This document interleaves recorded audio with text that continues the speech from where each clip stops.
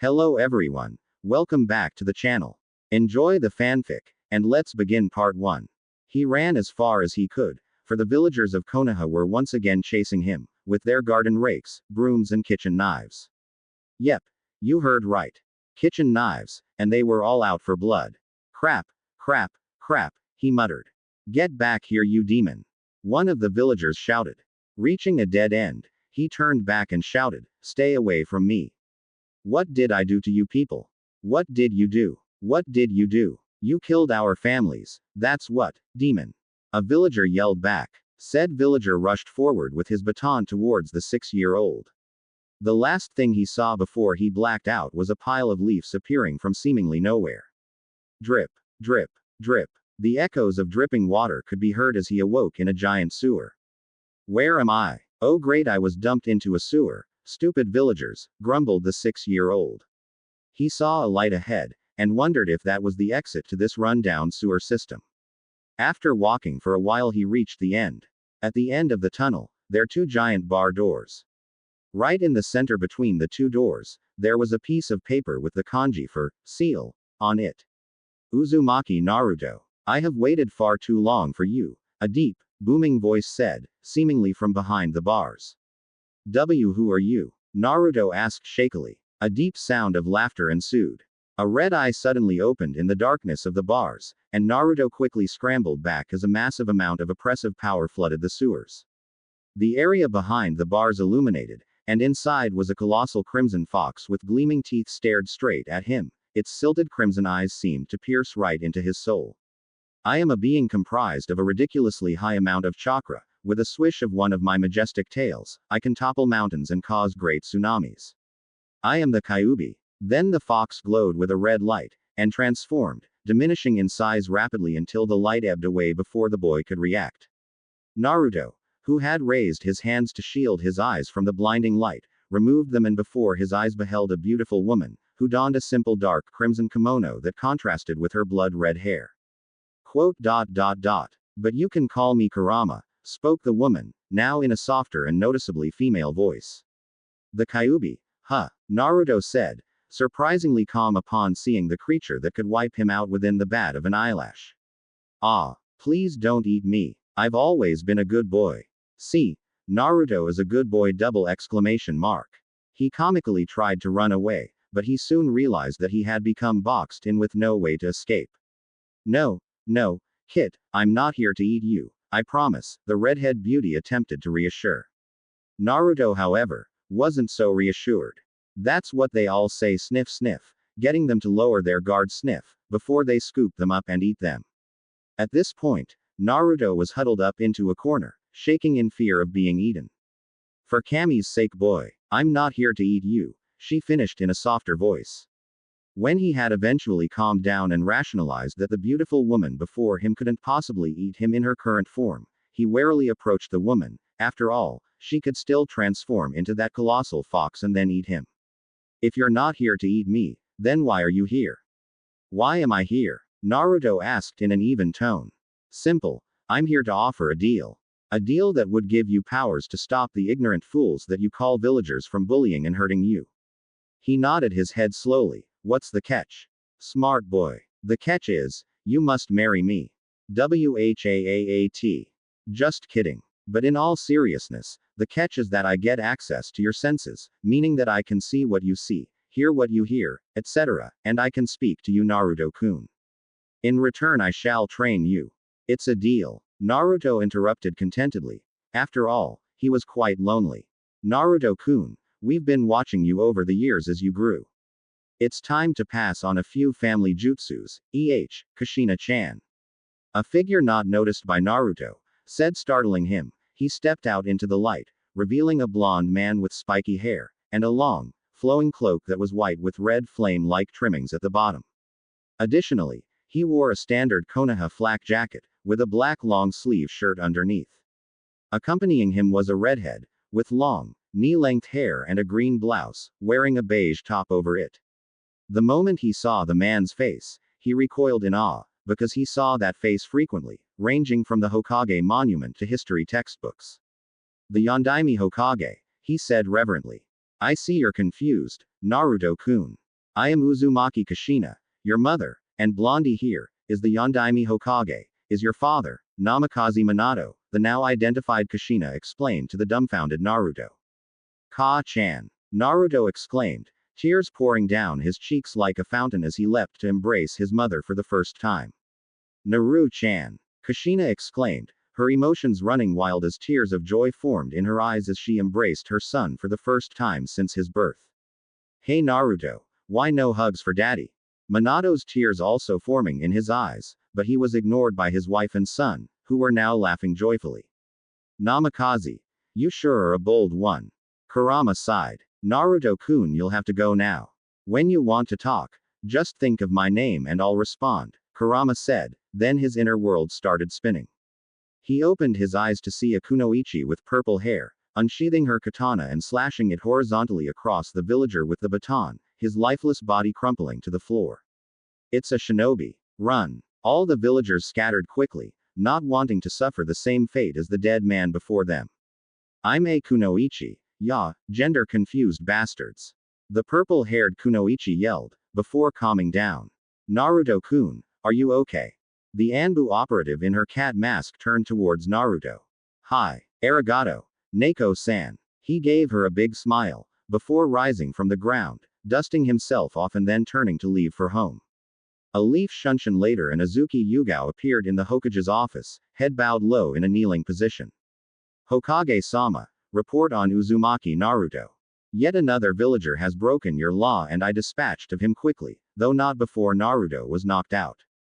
The Sandame sighed. May I make a suggestion, Hokage-sama? Yugao asked while taking off her cat mask, revealing her brown eyes, red lipstick and purple fringe. You may, Azuki-san, Hiruzen said. I suggest special training for Naruto-kun. The Hokage raised an eyebrow. What kind of special training do you mean, Azuki-san? While not entirely against the idea of training a 6-year-old in the deadly ways of the shinobi, was curious.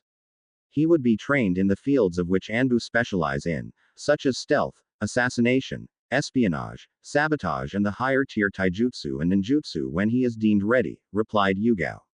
The Hokage hummed in thought. Normally such a thing will be deemed too extreme for a mere child to handle. However, given his circumstances, we cannot afford for all his potential to be lost in the academy. Undoubtedly, the teachers there will seek to sabotage Naruto-kun's education at every opportunity. He paused in thought for a few seconds longer. Very well. Provided that he agrees, I will allow for young Naruto-kun to be trained in the areas of an Anbu operative. Azuki-san, please bring Naruto-kun to my office. Hi, Hokage-sama. Putting on her mask, she exited the office in a shunshin, leaving for where she knew Naruto would be. After hearing knocks on the door, Naruto answered it, though he was surprised to see an Anbu, the same one who saved him not even half an hour ago. Naruto-kun, the Hokage requires your presence in his office, now. Naruto nodded. They left via the rooftop after locking his door, which was covered in vandalism. Jumping across the rooftops, he wondered, what could Gigi want? After climbing the stairs, the secretary let him in. Nay, Gigi, what did you want? The 6-year-old asked. Naruto, you yourself may not know it, but you have a great amount of potential as a ninja. Naruto looked at the old Hokage quizzically, already having the slightest idea of where this conversation may be going. That is why I am offering you the opportunity to undergo training in the Anbu fields of being a ninja, the Hokage replied. Sorry Gigi. I would prefer training myself, Naruto decided. Okay, if that is what you want, I won't judge. However, you have to promise me not to overexert yourself, the Hokage said. I understand, Hokage Gigi, Naruto replied. I promise not to overdo it while training, and I never back down on my word. Hiruzen replied, spoken like a true Uzumaki. Since you will be training yourself, I will be giving you these. The Hokage reached into his desk drawer and retrieved several scrolls on taijutsu, chakra theory and applications and a book on maintenance of all shinobi-related equipment, before giving them to the young aspiring ninja. You're dismissed, and with that Naruto exited the old Hokage's office. As Naruto walked home, he began to contact his tenants. Nay, Kurama-chan, which areas should I train in? Hey Naruto-kun, it's your dad here, I suggest basic Fuinjutsu, Shuriken Jutsu, and beginner level Taijutsu.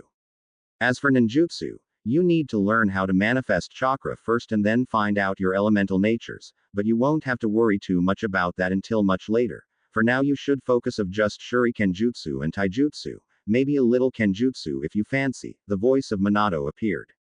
When he opened the front door, Naruto was shocked, to say the least. Simply because sitting on his sofa was a cloaked man with red hair. The creepiest part was his eyes.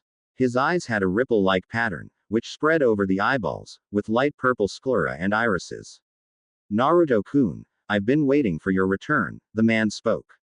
Naruto merely stared at this strange man. Said strange man stared back. Pedophile double exclamation mark. The boy screamed. What? No. Kid, I ain't no pedophile. I still think you're a pedophile, Naruto muttered under his breath. What? Some creepy guy breaks into your apartment and says that he's been waiting for you to return, how would you react?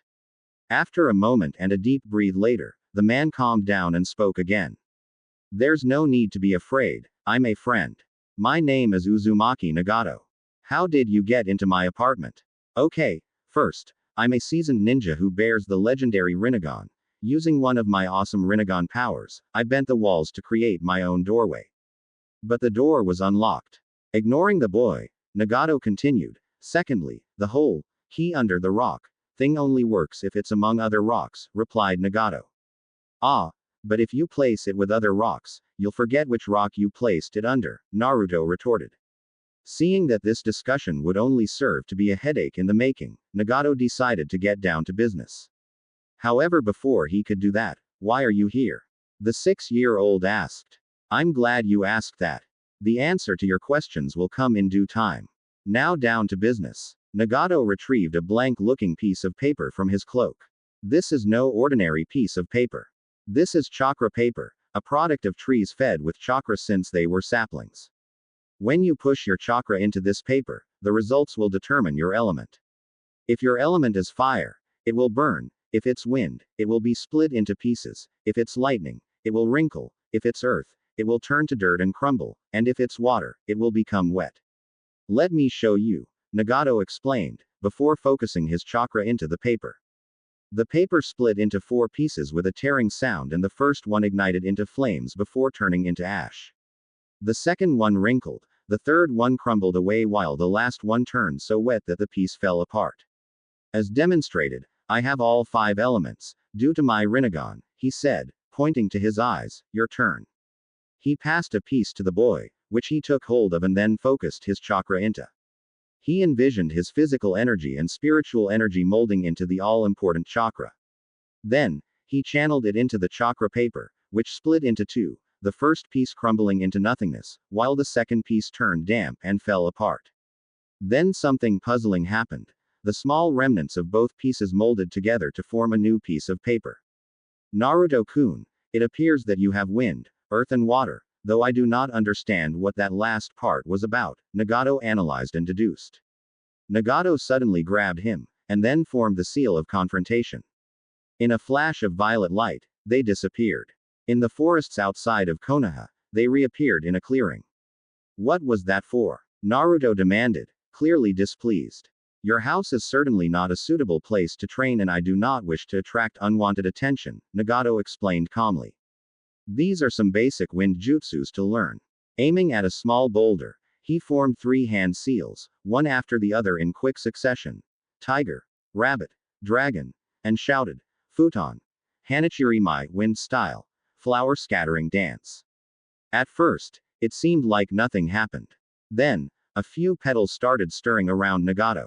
He thrust his hands forward, and a cyclone of petals rushed towards the boulder, carving a hole in it as it bore through the whole thing, finally destroying it with an explosion. Whoa! Naruto marveled at the sheer force of the mini-cyclone. Here's another one. Futon. Kami Oroshi, wind style. Divine down current. Nagato shouted while performing the hand seals tiger, snake and goat. The wind around him picked up speed, forming a whirling vortex that blasted towards the fragments of the boulder. Those fragments in the vortex were pulverized upon contact with the razor-sharp wind chakra. This is the last wind jutsu I'm showing you. Futon. Repusho, wind style. Gale palm. Nagato clapped his hands together, and wind chakra manifested and compressed between his palms. He thrust his hands forward, launching the gale towards a rather large tree.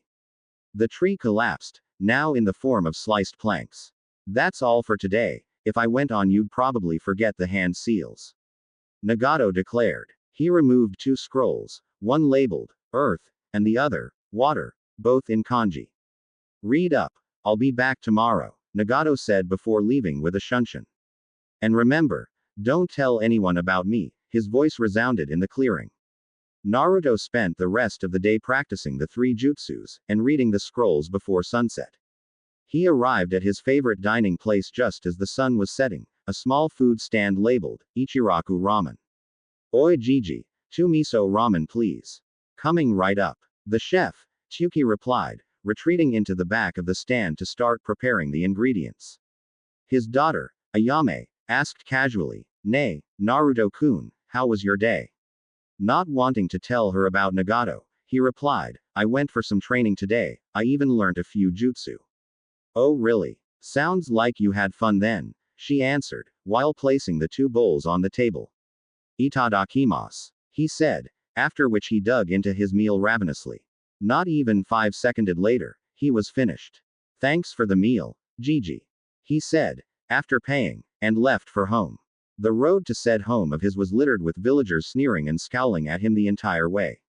The next day, Naruto woke up to the smell of eggs, bacon and paper. He sat up and noticed a cloaked woman with blue hair and a flower in it setting up breakfast in his kitchen.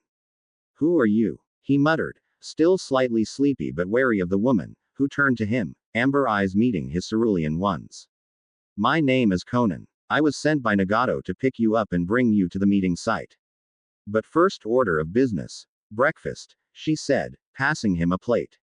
After finishing, Conan raised her hands, and paper shot out of her cloak sleeves, which wrapped around Naruto. "Ah, Kami-sama, I knew it, you're going to mummify me." "What? No, I'm not." "Oh yes you are. Look, you've already begun to wrap me up, what's next?" "You'll suck my brains out through my nose using a straw." "Don't worry, I'm not going to mummify you, just close your eyes and stay calm," Conan told him in a comforting manner. Kami shunshin. A loud fluttering sound could be heard, and a few moments later, the paper around him came off and re-entered her sleeves. "You may open your eyes now." Naruto complied, and took in the sight of a large cavern with many wooden dummies covering the floor and a mini forest at the far end. "See, I wasn't going to mummify you. Naruto-kun, this place is deep underground," he heard the voice of Kurama through their mental link. Thanks Kurama-chan, he thought back, that explained the musty smell. "Now, shall we begin?" A voice surrounded him. Nagato stepped out of the shadows of the forest, and looked at Naruto. "This shall be our training ground from now on. Today, the objective is for you to fight against Conan-chan here using any of the jutsus you learnt yesterday," he said. "You have 2 minutes to get ready." Naruto sat down and meditated, attempting to manifest as much chakra as he could before the match.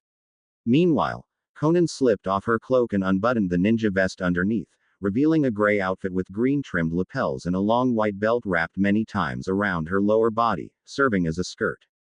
Lastly, there was a red pouch placed right above her belt. "Nay, To-san, Ka-san, Kurama-chan, any strategy to beat Conan-san?" he thought, and then his world spun as he entered his mindscape. "Usually I would just jump around with my Hiraishin, Flying Thunder God, and attack the enemy with my Rasengan, Spiraling Sphere, but it appears you have limited options here. So you know what? I'm thinking of teaching you the Kage Bunshin no Jutsu, Shadow Clone Jutsu," Minato spoke. This was ensued by Kushina whacking the back of Minato's head. "He only has 2 minutes, how can he learn in time?"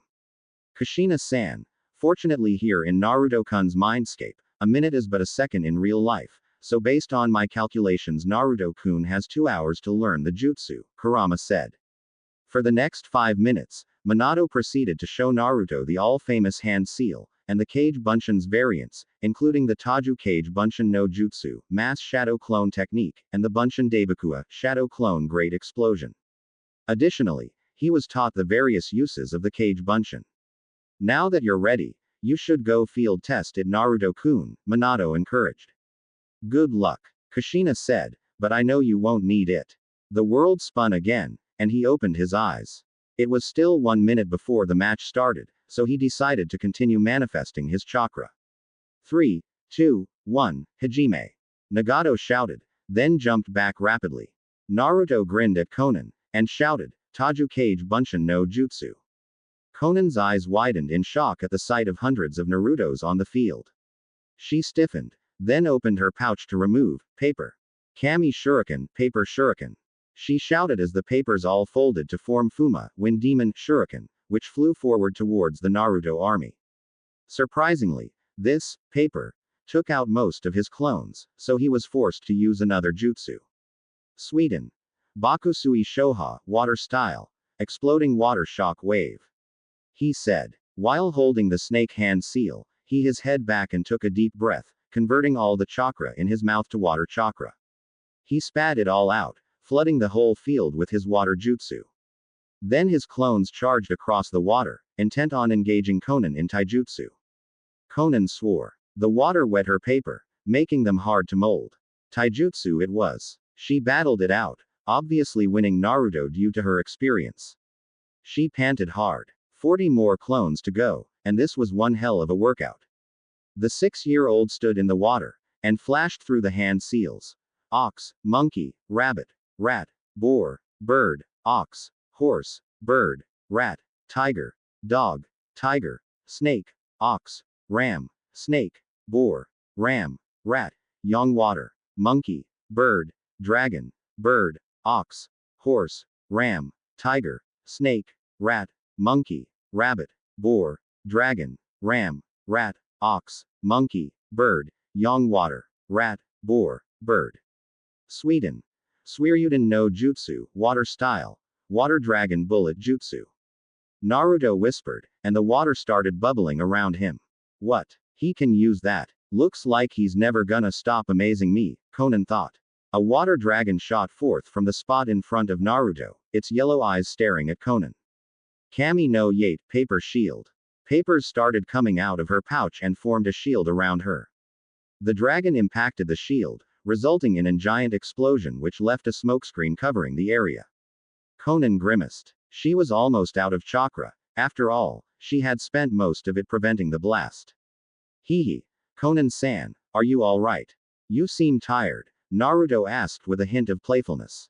Let's carry on, Konan said, not wishing to be outdone by a 6-year-old boy. Alright. Futon. Repusho. Doden. Ganchuso, earth style. Stone column spear. Multiple spikes protruded from the ground and then flew off towards her, following the wind chakra which increased their cutting power. Nagato-kun. I forfeit. Konan cried out at the last moment, and he nodded. Bansho Tenon, universal pull. He shouted, and Konan flew towards Nagato who was on a platform near the top of the cavern. She landed safely, and Nagato declared, Naruto-kun, you win. So it was like that Naruto spent 6 years training with Nagato and Konan, learning many new jutsus, developing a personal taijutsu style, and learning his clan's revered art, Fuinjutsu. 6 years later, the now 12-year-old Uzumaki Naruto was a level 10 seal master, taijutsu specialist, and a ninjutsu master. His muscles grew more toned, and now there were bangs at the side of his face, much like his father. He also grew taller, and chakra pool was off the charts. He was just about to shunshin out of the field after a tough day of training when he heard a sobbing sound. A young blonde girl burst into the clearing crying. She had long, straight hair, bound by a black bandage, which was the same color as her pants. She donned a short-sleeved purple and black blouse, with 2 purple fingerless gloves, and a chain of blue beads were wrapped around her left hand. Most importantly, she wore a Kumo headband. Naruto immediately slipped into a battle stance, although he barely saw the need to. What 6 years with Nagato taught him was, never let your guard down. Kai, release, he said, forming 2 hand seals. Tiger, ram, and flared his chakra. Nope. The girl still did not transform back or disappear. However, she was still an enemy shinobi. Halt. State your name and business here in Konoha, he said in the most business-like tone he could manage. The girl stopped crying and finally noticed Naruto was in the clearing. My name is Ni Yugito. Business? Naruto asked. Long story. Guard-san, Yugito replied. Quote. I still wanna hear it, Naruto decided. Okay. Back in Kumo, the Raikage, my grandfather, forced me into political marriage.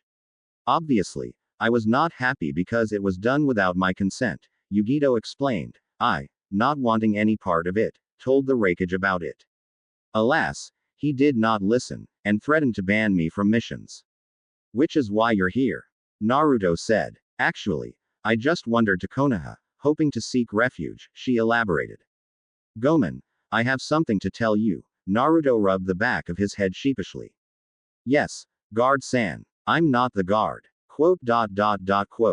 My time was just wasted. Then, Yugito sighed. Not really. I'm well acquainted with the Hokage, so I might be able to get you in, Naruto offered. Seeing her nod, Naruto grabbed her wrist. Yugito blushed, which went unnoticed by the oblivious blonde. A chuckling sound from within the mindscape escaped, to which Naruto thought, nay, what's so funny, Kurama-chan? Nothing, Kurama replied, still trying to rein in her laughter. Shunshin no jutsu, body flicker jutsu, he whispered while forming the seal of confrontation. A second later, Yugito and he flickered into the Hokage's office. Good evening, Hokage Jiji. Naruto said with a grin plastered on his face. Hokage Jiji. I didn't know. Acquaintance was the same as family, Yugito thought. Naruto, I see you've brought your girlfriend. The Sandame teased. No, Yugito-san here is trying to become a shinobi of Konoha, Naruto saved smoothly, for it caused Hiruzen to straighten and enter business mode. Name and rank. Ni Yugito, Jonin of Kumogakure no Sato. Was, Hokage Dono. Okay. Any reason I shouldn't kill you on the spot for trespassing Konoha instead of granting you a position here? Yugito's sweat dropped, but knew it was true and legal. Hokage Dono, I think Naruto-san here knows. Naruto proceeded to explain the whole situation to the Hokage. I'm getting a vibe from her, but it feels nice and warm, Naruto thought. Yugito lifted her blouse slightly, to the point where both occupants could see her navel. On it was a complex seal, but Naruto, being a seal master, recognized it immediately, as did the Hokage, who was not called the professor for nothing.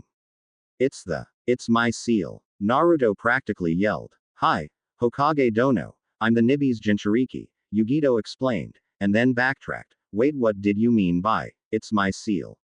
You mean, hi, Naruto-kun is a fellow Jinchūriki, the Hokage confirmed. Suddenly, Naruto's eyes flashed red and it became slitted. Hello, Matabi. It's been a long time, Naruto spoke in a female voice. Yugito's eyes turned yellow and green, which left the Sandame to wonder if she suffered from heterochromia. Yes, Kurama. Way too long, she answered. Then, both of their eyes turned back to their original color. Great. The council will love this. For now, I proclaim you, Ni Yugito, a genin of Konohagakure no Sato. The Hokage opened a drawer and pulled out a leaf headband. Arigato gozaimasu, Hokage-sama. Yugito said, replacing her headband. Activating a small Kaden jutsu, the Kumo headband turned to ashes. That kind of chakra control. Amazing, the Sandame thought. For your housing needs, I suggest you stay with Naruto for now, Hiruzen said. Our new Jinchūriki blushed again, which caused the Hokage to think, seems like Naruto-kun has an effect on our newest kunoichi, interesting. You are dismissed, he declared, and both of them exited the room, after which Naruto led Yugito to his house. Make yourself at home. Nay, Yugito-chan, what's your favorite food?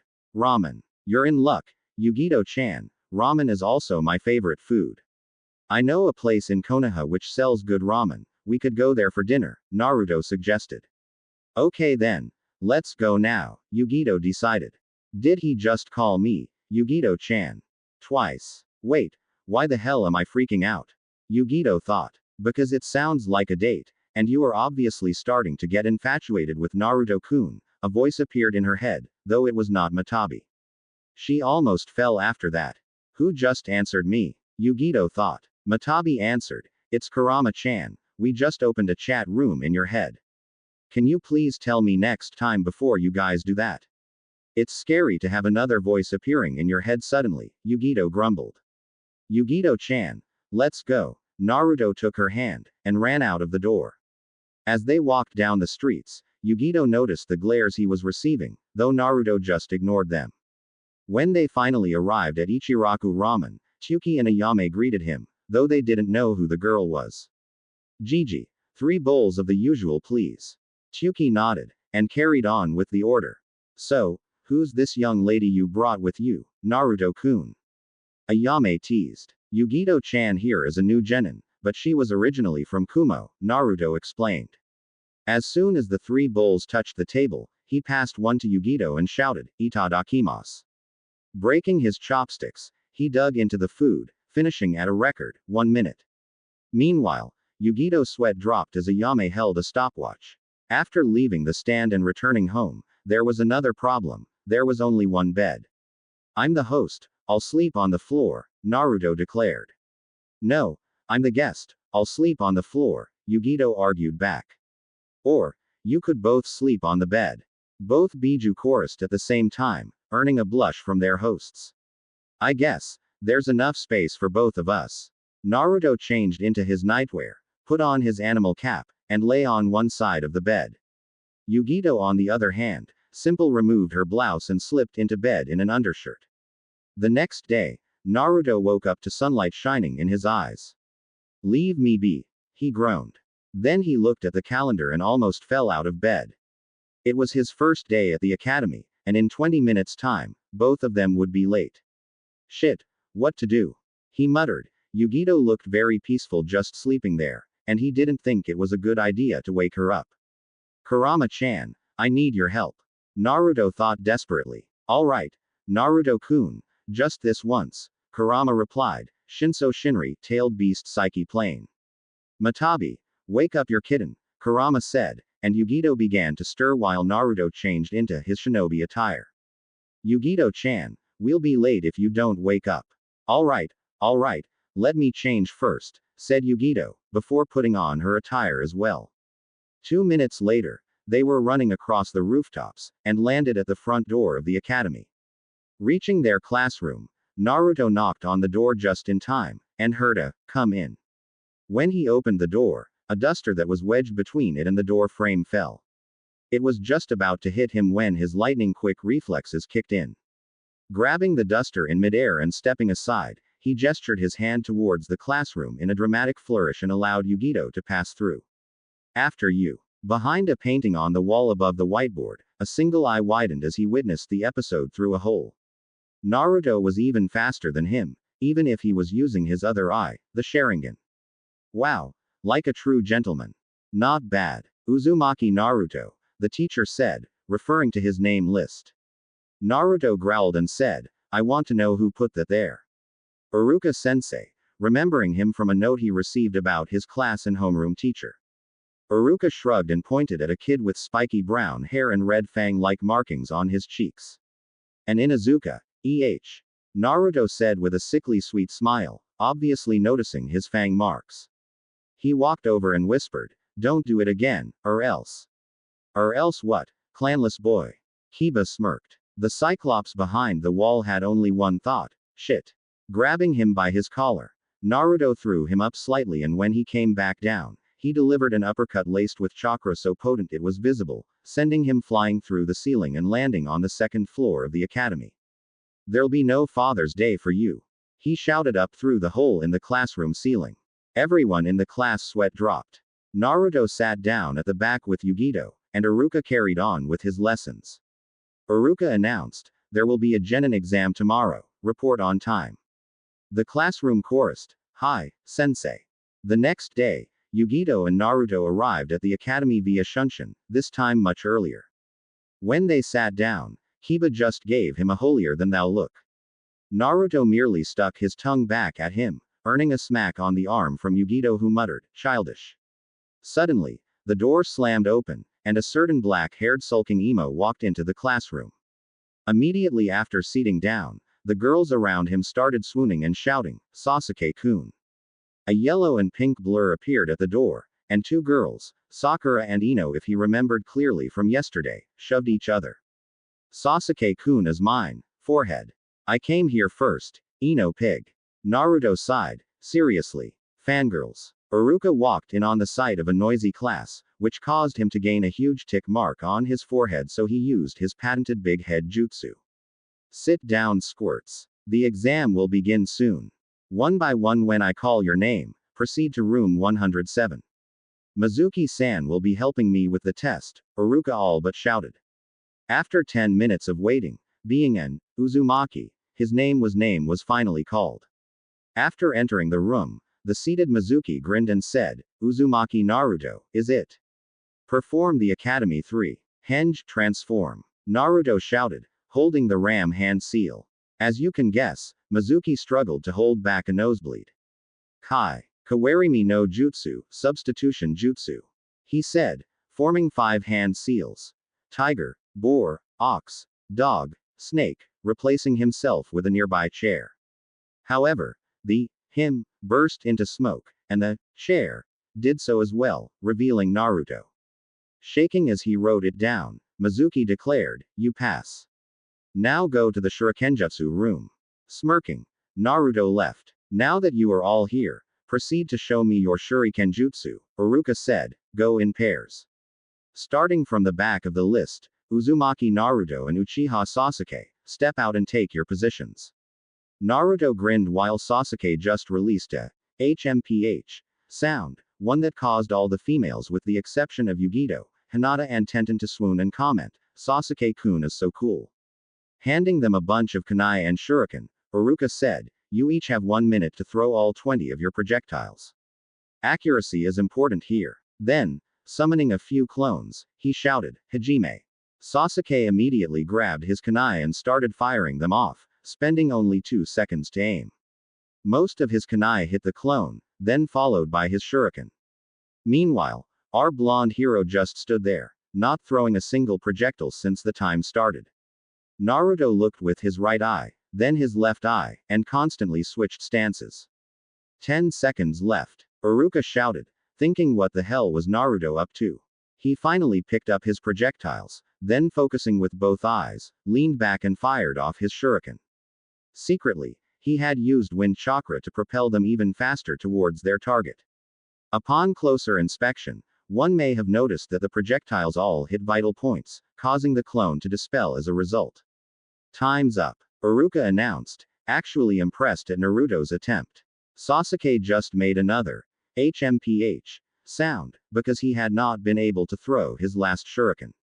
Naruto, you aced the test with all hits and certainly, less messier than Sasuke's handiwork, commented Iruka, referring to the bloody and mutilated corpse that was left before it dispelled, because the injuries he inflicted were severe but not life-threatening. I'm sorry Sasuke, but the same can't be said for you, Iruka continued. HMPH, was his reply. And so for the next 20 minutes, Iruka tested the class, with Yugito obviously being a jonin, doing as well as Naruto. Now on to sparring. Will the previous pairs from just now's test please form again, Iruka instructed. First match. Aburame Shino vs Akamichi Choji. Hajime. Aburame Shino wins. Second match. Haruno Sakura vs Hyuga Hinata. Hajime. Hyuga Hinata wins. Third match. Hyuga Neji vs Inuzuka Kiba. Hajime. Hyuga Neji wins. Fourth match.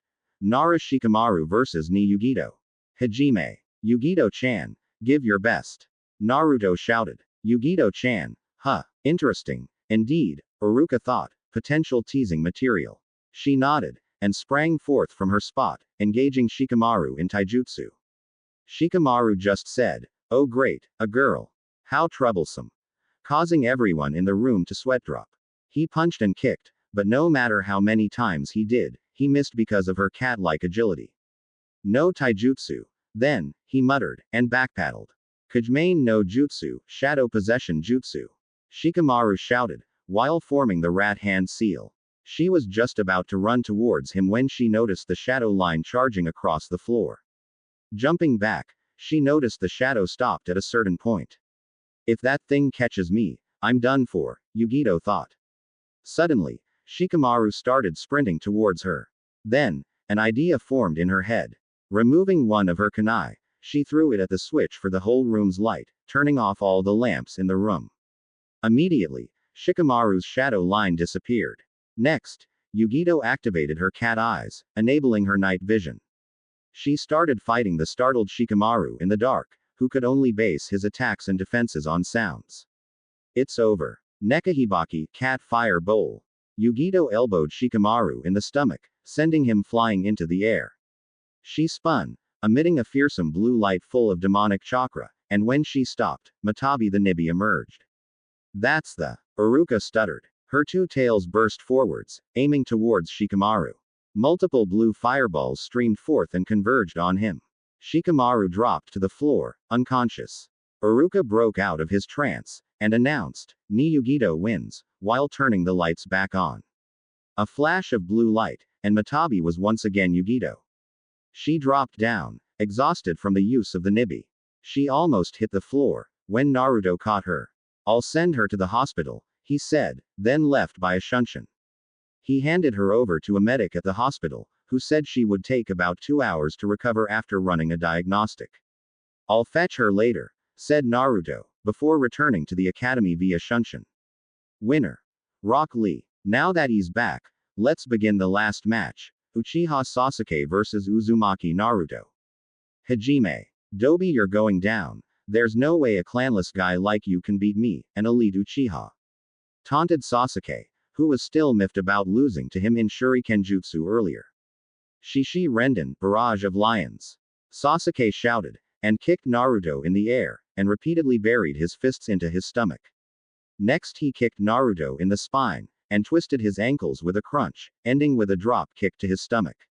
He panted heavily. This was the price of a powerful taijutsu technique, fatigue. Naruto, who lay sprawled on the ground, started laughing. What's funny, Dobi? Sasuke growled. This, said Naruto, before dispelling. Shit. Kaden. Karyu Enden, fire style. Fire dragon flame bullet. Sasuke shouted while forming the hand seals.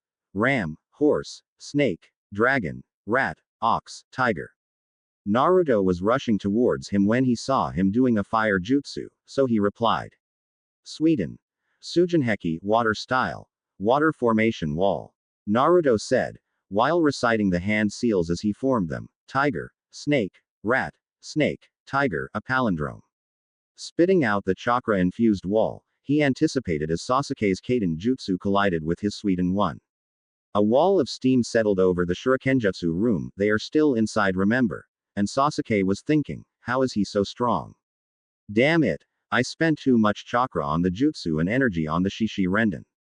Now, I can't even see him. A call of, futon. Repusho, was all he needed as the mist cleared, dispersed by Naruto's wind jutsu. Correction.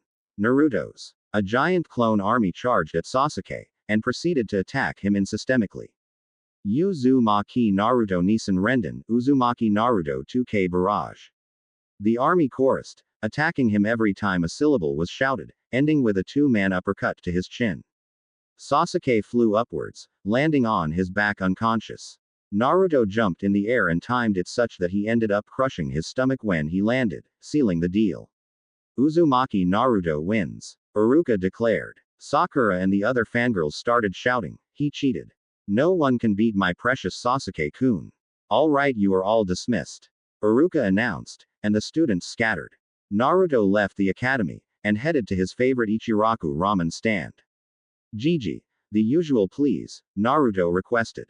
Already got you covered, Tsuki said, whipping 2 bowls out of the kitchen and placing them on the stand. Oi, Uzumaki Naruto. Why did you beat up my Sasuke-kun? Sakura suddenly appeared on his right, apparently she was stalking him. Firstly, I didn't beat him up. It was a fair and just spar. Secondly, he's not your Sasuke-kun, can't you see he hates you fangirls? Naruto continued to slurp his noodles, ignoring her. A tick mark appeared on Sakura's forehead. Her arm, she threw it towards Naruto with all her strength, but he caught her fist with his left hand, then using his right, striked her in her pressure points. Stay away, he ordered, releasing a bit of killer intent. Whimpering, Sakura crawled away in intense pain. Was that really necessary, Naruto-kun? Ayame asked, concerned about his sudden violence. I don't like it either, but what choice do I have? Came Naruto's reply. Opening his wallet, he slapped 1,000 ryo on the table, and left. Typically a bowl of ramen costs 500 ryo yen. After body flickering to his house, he sat down and meditated on the floor, compensating for his chakra usage. "Tu-san, Ka-san, Kurama-chan, any new tactics or jutsu you can teach me?" "Yes, in fact, I've been planning to teach you this for a while now," Minato said. "Just imagine 2 water balloons. This is your mindscape, so you can change it any way you want. For now, all you need is 2 water balloons." Naruto focused on his hands, and 2 water balloons materialized on each. Minato took one, and instructed, "Your objective is to burst the balloon by spinning the water inside with your chakra rapidly, as such." With one hand, Minato held out the balloon. Suddenly, chakra started swirling and gathering in the center of it, and the balloon exploded, leaving Minato's invented jutsu visible, a glowing blue self-sustaining ball of chakra with a whitish core. This is the end product, the Rasengan. Once you've finished the first step, come back here for the second step, Minato explained, and Naruto returned to the real world with the balloon intact. Naruto concentrated, and forced rotating chakra out of his hand, causing the water inside the balloon to start swirling. However, no matter how much chakra he put in, the balloon still didn't burst. After 30 minutes of spamming his chakra, he decided to stop and pick up Yugito from the hospital as he did not wish to suffer from chakra burns. Yugito opened her eyes, and immediately thought, "Where am I?" After all, no matter where she was, letting her guard down was not a good idea. Voices appeared everywhere, painful for the headache she was currently feeling. "She can be discharged now," a voice broke through the cloud that was her mind. "Discharged? I'm in the hospital. Oh, I remember now. I used my tailed beast cloak," Yugito recalled. "Arigato, Dr. San. I'll take over now," the familiar voice of Naruto piercing the air. "Naruto-kun. Lower please. Headache," she muttered, "voices all around me." Apparently, Naruto noticed her because he whispered, "Awake now, Yugito-chan. Let's go. You can sleep at home." Picking her up bridal style, he ran up to the top floor and dashed across the rooftops. When he entered the house and set her on the bed, he suddenly got an idea. "All around, huh?" repeated Naruto, referring to her previous statement. Picking up the balloon, he pushed chakra again, this time with both hands. Using his other hand, he rapidly made grabbing motions on all sides of the ball not already covered by his other hand's chakra. With his chakra all around the ball, the water swirled everywhere inside and eventually exploded, dousing both him and Yugito in the water, which woke her up. "What the hell was that?" Yugito grumbled, clearly unhappy to be woken up. "Anyo, that was the first stage of my new jutsu, Yugito-chan," he explained while rubbing the back of his head sheepishly. Yugito smiled. She couldn't stay angry at him forever. "Alright, show it to me again." Naruto went into his mindscape and exited with another water balloon and a rubber ball. Picking up the balloon, he reproduced the effect which amazed Yugito. "Tu-san asked me to burst this ball, but because it is thicker and there's air inside instead of water, I need to use denser chakra to break it," said Naruto as he picked up the rubber ball. "Wait, Tu-san, what do you mean?" Yugito asked, clearly confused. Naruto sighed and explained the whole thing to her. "And that's how I met my parents. Now watch." Tossing it in the air, he formed the ram hand seal, causing his chakra to flare and coat him. Then, he caught the ball with both hands and began to push his chakra into the ball. But, it seemed like the chakra still couldn't enter the ball. Even thinner. Then, he thought, and pictured his chakra sharpening to a point. The chakra began to seep into the ball, and squeezed the air within. Now that the whole ball was filled with chakra, he imagined it swirling like a whirlpool to a single point. Once the core was filled with potent chakra, he stopped his chakra flow into the ball. The rubber ball started vibrating wildly, and exploded with chakra as the sphere within expanded, throwing Naruto away back 5 meters. "Yes, I did it." Naruto was just about to enter his mindscape, when Yugito grabbed his shoulder. "Naruto-kun, I think you have to stop for the day, or else you'll end up like me." "Alright," he pouted, and climbed into bed, forgetting to even change into his nightwear. Yugito stifled a laugh, and removed her gear while slipping into bed. The next day, Iruka announced, Genin team assignments begin now. Team 7. Naruto, Sasuke and Sakura. Sakura cheered, and laughed at Ino, looks like I'm getting him first Ino pig. Meanwhile, Naruto and Sasuke just stared at each other intently, slightly irritated. Team 8. Yugito, Hinata and Shino. Yugito appeared calm, but Hinata smiled deviously while Shino remained stoic as ever. Team 9. Neji, Tenten and Lee. Neji and Tenten facepalmed at the same time, while Lee was shouting something about his flames of youth. Team 10. Shikamaru, Ino and Choji. Shikamaru just muttered, how troublesome, while Choji said, great. Team 11.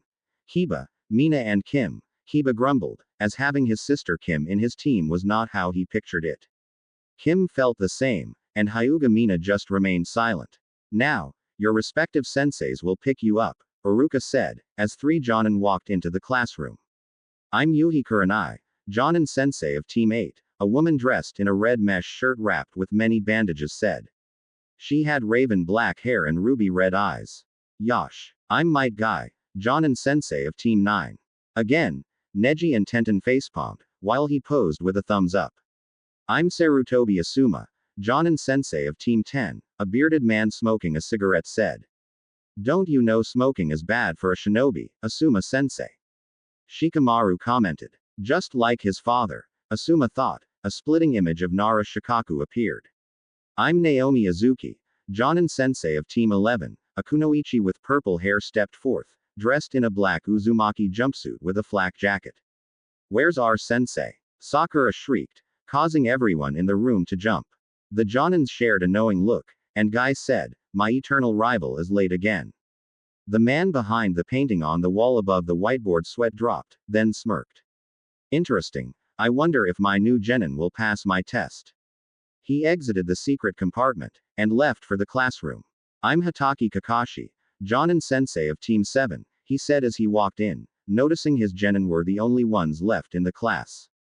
You're late, sensei. Sakura all but shouted, and rushed towards him with her fists clenched, ready to pummel him.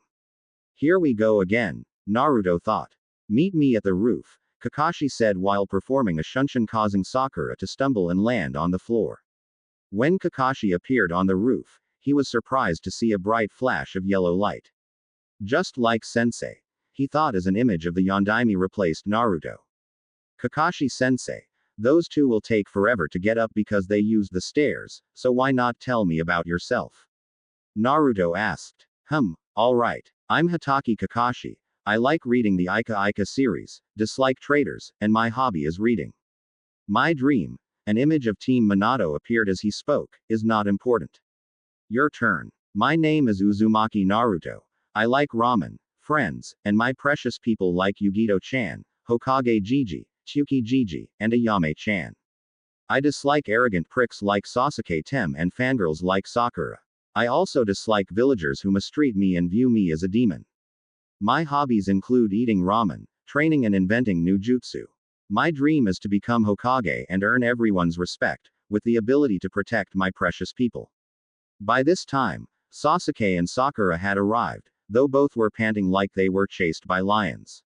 The Dobi is here already. Sasuke voiced out. Unlike you Tem, Naruto shot back. Sakura was just about to add in when Kakashi cut in, introduce yourself, one by one, excluding Naruto because he did it already. Starting with you, Ducky. Sasuke scowled, and replied, my name is Uchiha Sasuke. I like nothing, hate everything, especially my brother, and I have no hobbies. My dream is to kill my brother and avenge my clan. Sakura looked at him with stars in his eyes, and started off, my name is Haruno Sakura. I like, insert perverted giggle, I dislike Naruto Tem, and my hobbies are gossiping and insert another perverted giggle. My dream is to insert loud perverted giggle. Kakashi and Naruto sweat dropped, and Kakashi said, okay, you are all dismissed. Meet me at training ground 7:05 a.m. tomorrow. Don't bother eating breakfast, it will be so intensive you'll puke. Leaving with another body flicker. Naruto happily body flickered to his house, because he was eager to learn the last step of the Rasengan. When he arrived, Yugito was already there, preparing lunch. You can finish the technique after lunch, she said, while handing him a bowl of rice with curry and fish. Yes, mum, he replied sarcastically, earning a whack on the back of the head. Do you know how long I took to prepare it? Ranted Yugito, and Naruto just waved his hands in a placating gesture. After finishing his food, he commented, that was actually not bad. Yugito grinned, then undressed. Glad you like it. Now if you don't mind, I'm taking a bath. Try to finish your jutsu before I come out. Naruto nodded, then entered his mindscape. First things first, he said, and the whole sewer disintegrated into a white void. Next, fields of flowers started appearing, and a lush forest grew to complement them. In the forest, there was a giant hill with a cave carved into it. Outside the cave entrance, there was a curtain of water gushing over it, which ended in a lake in front of the cave. Above the hill, a house sprung out and inside there was furniture of all kinds. Nearby, there was a river which split into two. One fed the waterfall covering the cave, the other flowed into a pool which was decorated as an onsen. "Chu-san, Ka-san, Kurama-chan, this is your new home," Naruto declared, and they all hugged him before proceeding to check it out. Minato told him, combine both of the earlier steps to form the Rasengan, but without shaking the ball, this is to emphasize stability. Understanding what his father said, Naruto left the mindscape with a rubber ball, and started spinning his chakra within after sharpening it again. Replicating the action with his other hand, he swiftly placed his chakra around the ball. The dense chakra flowed through the ball, and once again converged to form a white core. The blue sphere vibrated, but that was what was not wanted. He tried slowing the flow of chakra until he eventually cut it off, and when he did, chakra from the surroundings started seeping into the rubber ball and feeding the Rasengan. The ball stopped vibrating, and he cried out, I did it. The Rasengan grinded the ball until it was gone, like shedding a shell. At this moment, Yugito stepped out of the bath in robes, and witnessed the sight of the feared Rasengan. Dressing quickly, she ran over and patted him on the back, well done. But can you try doing it without the ball? Good question, he replied, and on a whim, closed his fist. The surrounding chakra stopped flowing in, and the Rasengan diminished in size quickly, finally disappearing with a flash. Stretching out both hands, he quickly supplemented the area above one with the other's chakra as if a ball was there. Then, refining his chakra, a white core started to form with both his chakra and the surrounding chakra swirling into it. I get it. Without the ball, the surrounding chakra gets sucked into the core more easily, making it faster to make a Rasengan, he deduced. The Rasengan quickly expanded till it reached normal size. Throughout the process, he had been slowing the flow like he did earlier until he stopped doing it and let the natural chakra take over. Now that it's stabilized, what if I feed it with more chakra? Deciding to try, he compressed chakra into the highly dense sphere. The result? The Rasengan expanded again, until Naruto cut the chakra flow. Whoa, I need to tell Tu-san about this, he said, excited to have made a revelation. Naruto-kun, don't you think he knows already? After all, he shares your thoughts and senses with you, Yugito reasoned, and he facepalmed. In a certain house above a certain hill, a certain blonde laughed, and commented to his spouse, he has already surpassed me in the Rasengan. I took 3 years, while he only took 2 days. What's next? The Hiraishin? Who knows? His wife said, and they shared a hearty laugh. In the real world, Naruto spent the rest of the day training his personal taijutsu style, though he was tired from his extensive chakra usage. In the evening, he returned to the house with Yugito, who trained as well. He was so tired, he just collapsed into bed and fell asleep immediately. Yugito's sweat dropped, and went through with eating dinner and some light reading before falling asleep as well, the book still on her lap. The next day, Yugito rose, and was surprised to see Naruto already up and wearing his shinobi sandals. I've got training today, see you later Yugito-chan, he said as he left, noticing that she was awake. Now that she thought about it, he did sleep early last night, so naturally he would be up earlier.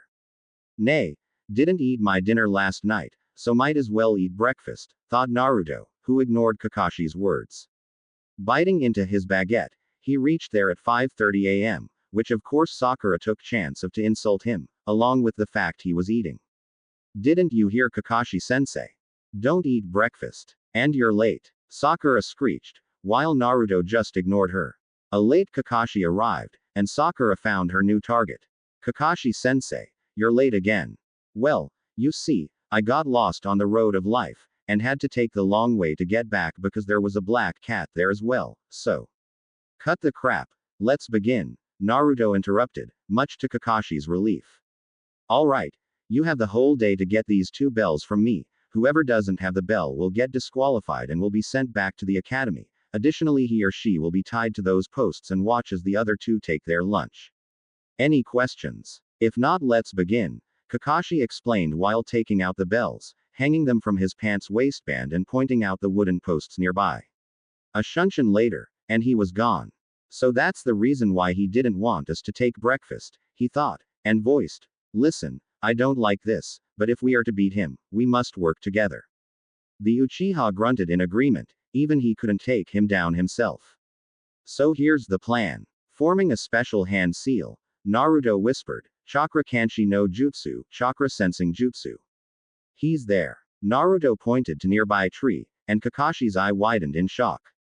That fast, he thought, and immediately dashed off to other trees. Team 7 chased him, and when he finally stopped at a field, he turned around. Lesson 1 of a shinobi. Taijutsu, he said as he fought Sasuke, using quick punches to gain advantage. Sasuke stumbled back, and Naruto stepped forward while slipping into a stance. The moment Kakashi started attacking him, he parried all his strikes and delivered a palm strike to his chest, which sent the Jonin flying back. He did a backflip, and wondered how he could match his speed. Time to up my game, he said, raising his Hittite, though he couldn't believe he needed it against a bunch of 12-year-olds, of which only 2 could even fight properly. So early, Kakashi-sensei. I'd expect more of the copy nin, Sharingan no Kakashi, Naruto taunted, unknowingly getting on his nerves. Kakashi rushed forward, and engaged Naruto, who found that he had to speed up his attacks and defenses faster than ever. He missed one quick flash, which caught him in the stomach, throwing him back. At this rate I won't win, Naruto thought. Alright, lesson 2 of a shinobi. Genjutsu, Kakashi declared, and with his Sharingan, instructed, look into my eye Sakura. Naruto facepalmed. What kind of idiot looked into the eyes of a Sharingan user intentionally, especially one that just said, Genjutsu? But he couldn't blame her. Kakashi's voice compelled him to follow whatever he said, but he had the willpower to break out of it, unlike Sakura. Sakura started screaming. No, Kakashi-sensei, don't hurt my Sasuke-kun. No. Tiger. Ram, Naruto whispered, and shouted, Kai. Suddenly, Sakura's eyes stopped having that glazed look. She blinked multiple times, and stared at Kakashi, who simply gave her one of his eye smiles. Lesson 3 of a shinobi. Ninjutsu. Kakashi said while forming hand seals. Snake, ram, monkey, boar, horse, tiger, and shouted, Kaden. Gokaku no Jutsu, fire style, fireball jutsu. Drawing a deep breath, he shot out a great fiery ball of fire chakra towards them. Sasuke moved in front of Sakura while shouting, Dobi. Hurry up. I know. Naruto shouted back, finishing the last hand seal of the palindrome and shouted, Sweden. Sujinheki. A water wall came out and surrounded the trio, and when the fireball made contact, they cancelled each other out, making a smokescreen of mist settle over the training ground. Now's our chance. Naruto whispered in a hushed tone, take your positions. Maneuvering quickly behind Kakashi, Sasuke shouted, Kaden. Uchiha Daien no Jutsu, fire style. Uchiha Great Fire Jutsu. Spitting out a large wave of flames that the Uchiha were famous for, Kakashi had no choice but to dodge to the side. Seeing Sakura closing in on him from his right with her fist, he instinctively turned to his left. Where's Naruto? Oh my Kami. He was so shocked, he forgot to move, not that he could go anywhere. Naruto dispelled a clone, and sprinted towards him. Odama Rasengan. He called out, and Kakashi's eyebrows raised even higher if that were possible. As Naruto slammed it into his stomach, the Rasengan exploded, the highly compressed chakra finally free. Kakashi was thrown backwards and spun at the same time, as if he was in a washing machine. Blackness creeped into his vision, and his last thought was, shit. Naruto smiled, and said, "Great job everyone." Taking the 2 bells, he gave them out to both of them. "What about you, Dobi?" "Not that I care, but you were the one who knocked him out," Sasuke asked. "I'll do fine," Naruto replied. "After all, I took my breakfast." After Kakashi came to, he said, "You all pass. Now you're all dismissed. Meet back here tomorrow at 8 a.m., except Naruto, Sasuke and Sakura, you can leave." They dispersed and left the field, leaving Naruto and Kakashi alone. "Uh-oh," Naruto thought. "Now can you explain to me, where in hell did you learn that jutsu?" Kakashi demanded, though it was disguised by his fake tone as he replaced his Hittite.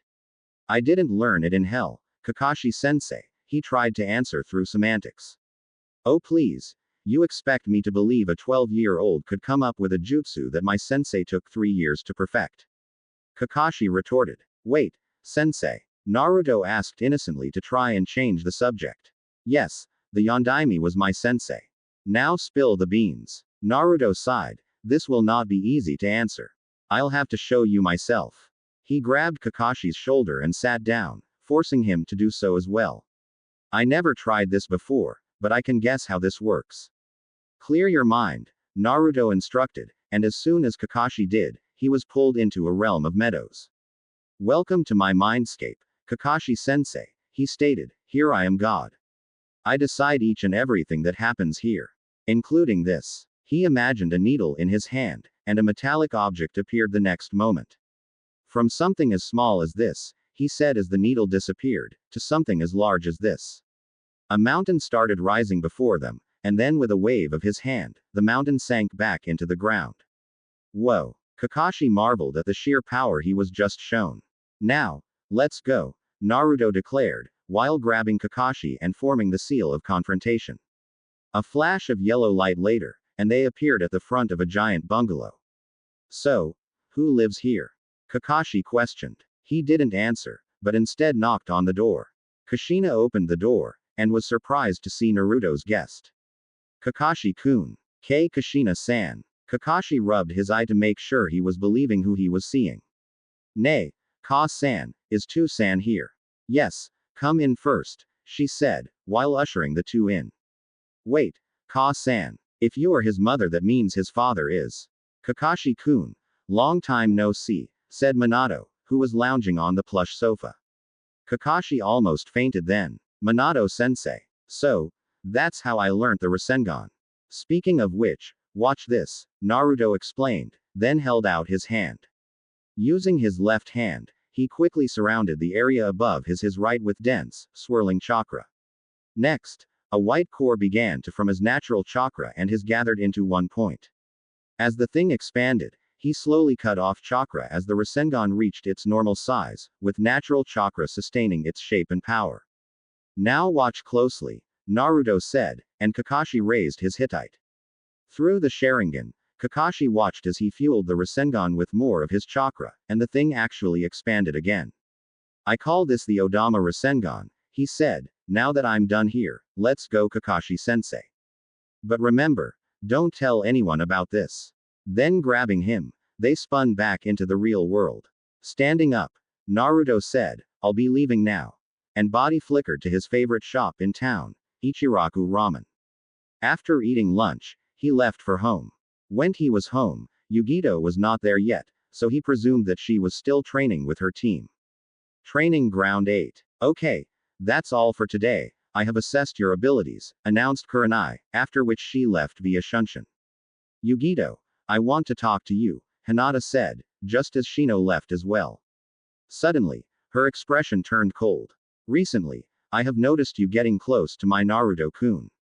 "Wait, what? No, what did you mean by getting close?" Yugito asked, and she replied, "Don't lie, my Byakugan can see through anything. Including your lies." She activated her Byakugan just to emphasize. "He's not yours in any way, Hinata," Yugito answered, which caused her to narrow her eyes. "No, not yet," she said, and lunged toward Yugito with her fingertips lighting up with chakra. Yugito was shocked. She actually attacked her. With her cat-like agility, she ducked and flipped backwards. "Close combat with a Hyuga is not good," she thought, as Hinata closed in once again. Hinata, don't do this. Yugito pleaded, though to no avail as she was forced to duck the Hyuga's blows. I did not follow him for years just to let a bitch like you steal him away. Yugito did another backflip, and shouted, Hinata, don't make me do this. Still, the Hyuga surged forth with determination in her eyes. Juken no Renden, barrage of gentle fists. Kaden. Gokakyu no Jutsu. Yugito called out, and a fireball shot out from her mouth. Hakusho Kaden, 8 trigrams palm rotation. A dome of chakra spun around Hinata, rendering the fireball jutsu useless. Damn, Yugito thought, as she wouldn't be able to get to her at this rate. I need to overpower her, but how?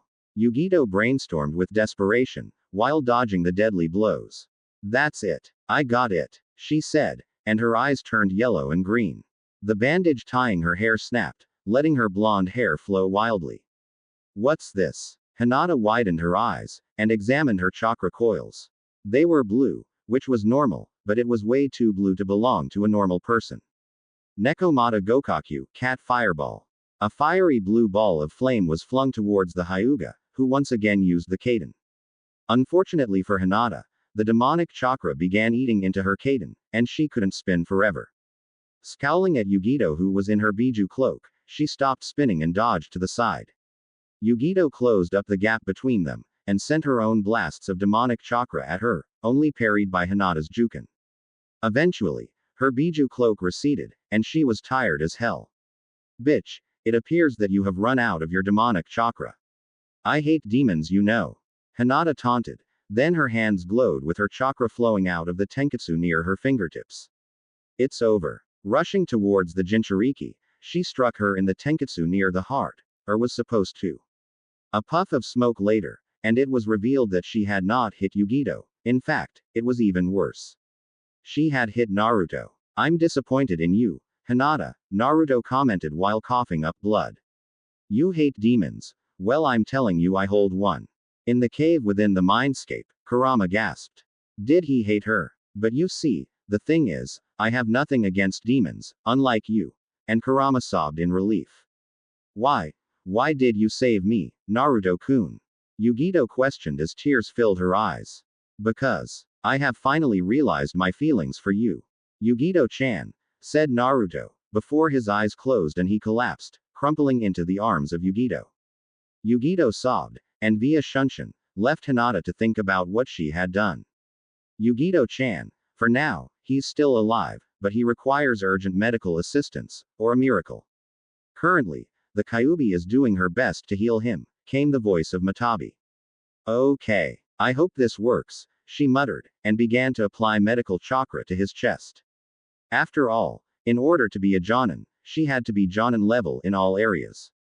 As 5 minutes of continuous healing went by, it seemed that despite the healing factor the Kyuubi bestowed and the medical chakra that Yugito added, he was a goner.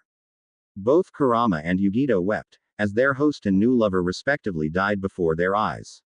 I believe I can help, a voice appeared, and a man stepped out of the shadows.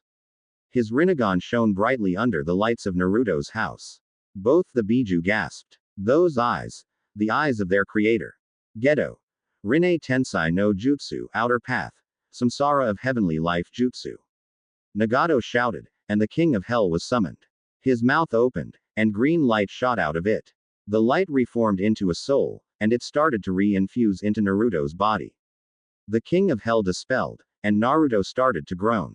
Now that stung like a bitch, he muttered, and he opened his eyes. Yugito cried tears of joy as she hugged him. You idiot. Don't do that again. In his mindscape, his parents sighed and Kushina commented, trust him to sacrifice himself to save a loved one, a lot like you Minato. Don't worry, Yugito-chan, I'll be there for you, always, Naruto declared as he leaned in, and had his first kiss. Their lips met in a moment of passion, where both just only had absolute love for each other. Not that I want to spoil the mood, but I have some business to settle with Naruto-kun, Nagato said after clearing his throat as loudly as he could.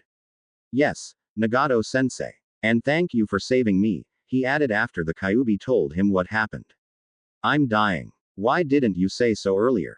Naruto demanded. Anyways, I'm giving you the greatest gift I have ever given, my Rinnegan. Nani? Naruto shouted in surprise. You shouldn't be shocked. After all, you were my only student, and a promising one at that. You show a lot of potential to become the greatest shinobi that ever existed. You, Uzumaki Naruto, are the child of the prophecy. What prophecy? Naruto and Yugito asked simultaneously. Once, the Grand Toad Elder of Myobokuzen told a prophecy to the Toad Sage, Jiraiya. He said that one day, Jiraiya would have a student who would have enough power to change the world, for the better or the worse. I was a student of Jiraiya, and I had power to change the world, but I didn't. So right now, I'm handing my eyes to you so you can carry on my wish. But, I'm not a student of Jiraiya, Naruto exclaimed. Smirking, the reply came, oh, you will. Now, will Konan-chan do the honors? Papers started fluttering, and when they stopped, Konan emerged. Hi, Nagato-kun. Some last words. Konan-chan, I love you. And Naruto-kun, you sure know how to pick them. Both blondes in the room blushed, while Konan's face turned solemn. Goodbye, Nagato-kun, she muttered as her fingers became coated with chakra. Reaching for his eyes, she extracted them with a deft grasp, and placed them in a storage jar. You ready, Naruto-kun? Naruto nodded, and laid on the floor. She let him drink a concoction, and he fell asleep. Doing the same thing with Naruto's eyes, she then replaced them with the Rinnegan. The eyes will take a while to be incorporated into his system, but it should take a few hours only, because Nagato was his distant uncle. Konan said to Yugito, and left with Nagato's body wrapped in papers. Yugito tended to him for the next hour, and after the second one, he woke up. This vision, so clear. Then he recalled what happened. Nagato-sensei. Rushing to the mirror, he realized what had transpired in the past hours. Konan-san said you needed some rest, and I suggest a henge to hide your Rinnegan. Yugito voiced. All right, henge. Naruto shouted, but the Rinnegan still remained there. Kurama facepalmed. Naruto-kun, try channeling chakra to your eyes. He did so, and the Rinnegan faded away, morphing into his normal cerulean eyes. Repeating the process, his blue irises expanded, then the color faded into purple. Cool. Doing it once again, he walked back to Yugito. Apparently, the henge doesn't work with dojutsu. Yugito sighed. I bet you're gonna get all excited and start training with your new eyes, right? You bet, Yugito-chan. Naruto exclaimed, and Yugito rolled her eyes. Naruto-koi, I suggest going now. Anyway, your missions start tomorrow, right? Hi, Yugito-heim, Naruto answered with a cheeky grin, and said, see you later. The next day, Naruto left the house with a shunshin, and arrived to find that Kakashi was actually on time. Let's go to the Hokage's office, Kakashi instructed Team 7, and they scattered. Upon arriving, the Hokage opened a scroll, and said, Team 7. First D rank, EH. Well, the mission is to catch Tora.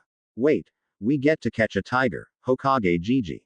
Sounds like fun. Naruto commented enthusiastically. Meanwhile, the rest of Team 7 thought about how rude Naruto was, while Kakashi just raised an eyebrow and sighed.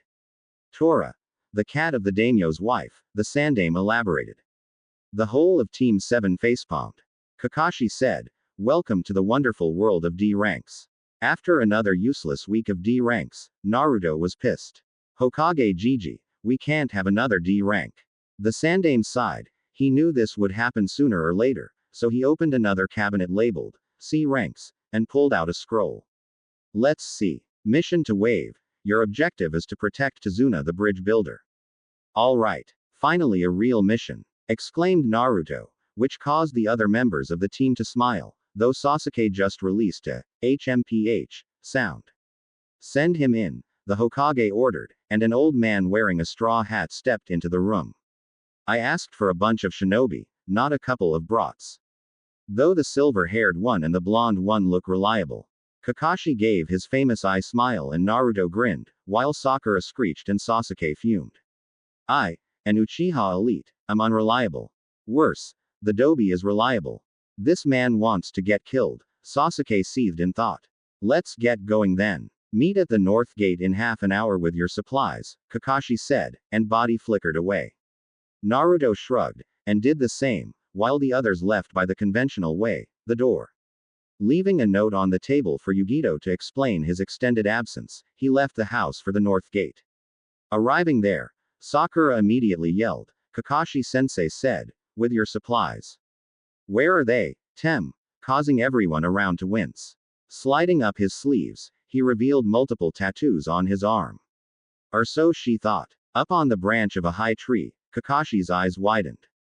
Storage seals. These storage seals allow me to store my stuff. Well duh, Naruto explained. At the side, the Uchiha raged internally. If anyone should have those, it should be me. An Uchiha elite. Dobi, I demand you make me some storage seals, now, Sasuke ordered. Oh, what's gonna make me? Naruto retorted. Now, don't fight in front our client.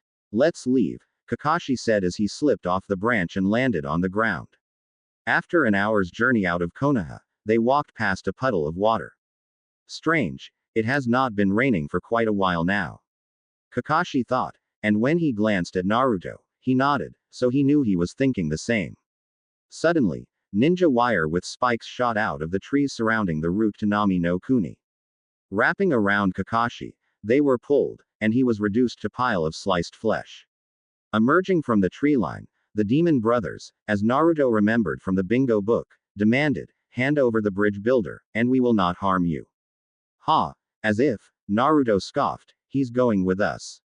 The demon brothers laughed and attacked Team 7. Sakura, stay with Tazuna. Naruto shouted, and engaged the demon brothers in taijutsu. Out of the blue, they produced blades dripping with a purplish liquid, most likely poison. Stabbing Naruto with one of them, they tried to do the same on Sasuke, only to get kicked back. Using a fire jutsu, Sasuke eliminated one of them. Naruto laughed at their attempt to poison him. It was merely an annoyance, Kurama would cleanse it immediately. Naruto thought, time to test this out. Last week, Naruto found a scroll on his bed about the power of the Rinnegan, probably something that Nagato left for him and Konan passed over. He had a lot of time to train, considering the D ranks over the past week. Channeling chakra to his eyes, the Rinnegan activated. He did a high kick and sent the other demon brother flying upwards, while he jumped high above him. Shinra Tensei, almighty push. He whispered. An overwhelming force came over the poor dude, it felt like a tsunami from above pushing him towards the ground. Bansho Tenon, universal pull, he said, and the guy went flying back up. Rasengan. Naruto shouted, and slammed it into him. The demon brothers were officially no more. A clapping sound was heard, and Kakashi came out of the forest. Good job. Sakura stuttered, but Kakashi-sensei, they. Kawamiri no Jutsu. Naruto said, and when Sakura glanced at Kakashi's corpse, there was, indeed, slices of planks. Tazuna-san, there's something you need to tell us, I believe. Kakashi inquired, frowning. Yes, right now the tyrant Gato is terrorizing our country. However, if I finish the bridge, our land will be connected to the ours, leading to prosperity. Of course, Gato doesn't want that, so he sent shinobi after us. This is a C rank turned A rank mission, are you all sure you want to continue? You can choose not to, Kakashi asked his team seriously. Who cares? Now that we've gone to the trouble of traveling so far, we might as well just carry on with the mission, Naruto said, and Sasuke nodded, obviously not wanting to be outdone by the blonde. Sakura just followed her crush, and agreed. I see. We've reached a consensus, so we shall continue with the mission. But we expect full payment when your country is rich again, Tazuna-san, Kakashi announced, while the last sentence was directed at the bridge builder. I understand. Arigato, Konoha-nin. The group carried on with their trip, and on the border, Kakashi met yet another weird sight, a white rabbit. It's summer, yet it has a winter coat, something is wrong, Kakashi thought, then shouted, everybody duck. The whole lot dropped to the ground as a giant cleaver-like sword flew at their head level and ended up cutting into a tree trunk. That's the Kubikiri Bocho. Momochi Zabuza, Demon of the Mist, A rank, formerly from the Seven Swordsmen of the Mist, Kakashi recited, having memorized his entry as part of his Anbu training. Sharingan no Kakashi. Now I see why the demon brothers weren't able to take Tazuna. I'll do it then. Zabuza shouted. He was dressed in black camouflage pants, while wearing a white, bandaged version of Kakashi's face mask. His Hittite faced in another direction, unlike most Nukenin who kept their Hittites facing the front with a slash across their metal plates, signaling their lack of allegiance to a village. Kakashi grimaced, and slitted his Hittite such that it uncovered his left eye, the cursed Sharingan. So early. Let's begin, shall we? Zabuza said with a maniacal laugh and tossed dozens of shuriken at Team 7. Grabbing a kunai, Kakashi deflected them, though his reflexes were obviously augmented by the Sharingan. Naruto ordered, "Sakura, stay with the old man. Sasuke, you're with me." Sasuke agreed. After all, there was not much Sakura could do here. The killing intent of Zabuza flooded through the area, which was situated near a giant lake because it was at the border of the land of fire and wave country. Sasuke started choking, and held a kunai to his throat. The killing intent of a Jonin. Perhaps I should end it. Saves me from the pain. Naruto, of course, was having no problem due to the Kyuubi. Kakashi said, "Sasuke, put down your kunai. I have no intention of letting any of you get killed here." Zabuza shouted, "Enough with the crap. Kurigakure no Jutsu, mist hiding jutsu." Mist flooded the area, and Zabuza stalked to the area where Kakashi was. Immediately, Kakashi turned back and slashed in the midsection, only for him to burst into water. Mizu Bunshin, water clone. The real Zabuza emerged, and bisected Kakashi with the Kubikiri Bocho. Kakashi, however, burst into water as well, the original behind him with the Sharingan spinning and glowing. He copied my jutsu. Zabuza thought, and dived into the lake. Now, where's he? Kakashi thought, and stepped onto the water with chakra. Shit, he said, as the water bubbled and Zabuza shouted, "Sweden. Suiro no jutsu, water style. Water prison jutsu." Water around Kakashi swirled and formed a bubble-like contraption, trapping Kakashi within. Naruto thought fast. He would have to remove the hand that Zabuza was sticking into the water prison in order to maintain it. Zabuza, not Naruto. Concentrating, chakra flowed to his eyes. The blue portions of his eyes expanded, then faded into purple, and concentric rings rippled from his iris. Using his fine chakra control from tree climbing and water walking exercises, he focused the gravitational force into the size of a palm, and aiming at Zabuza's hand, he whispered, "Shinra Tensei." The force was like a bullet, less impact and more pressure. Over the week, Naruto had learned how to control the size of his pushing force. Hitting his hand directly, Zabuza swung his hand back uncontrollably, breaking the water prison. Kakashi was shocked. As a Sharingan user, he could hardly keep track of a Rinnegan user's moves, so he didn't know what happened, or the fact that Naruto had the Rinnegan in the first place. Quickly stepping aside, Zabuza started flashing through many hand seals. Kakashi's Sharingan started spinning again, and he began copying the hand seals at the same rate. Naruto's eyes widened as he recognized the jutsu. After all, there was only one with so many hand seals. He finished his hand seals. Tiger, hare, boar, dog, just as they finished theirs. Sweden. Suiryuden no jutsu. Both Kakashi and Zabuza yelled, while Naruto shouted, "Doden, Doryuheki, earth style, earth wall." Their water dragons clashed in mid-air, causing the whole shore to flood. Luckily, Naruto's earth wall covered the rest of Team 7 as the water rushed towards them. Zabuza smirked, and taunted, "You can't defeat me. You can only copy, like a monkey." HMPH. Don't underestimate monkeys, Kakashi retorted, referring to the Hokage. Entering another set of hand seals, Zabuza was about to call out his jutsu when Kakashi shouted, "Sweden. Daibakufu no jutsu, water style. Giant waterfall jutsu," much to his horror. He did it faster than me.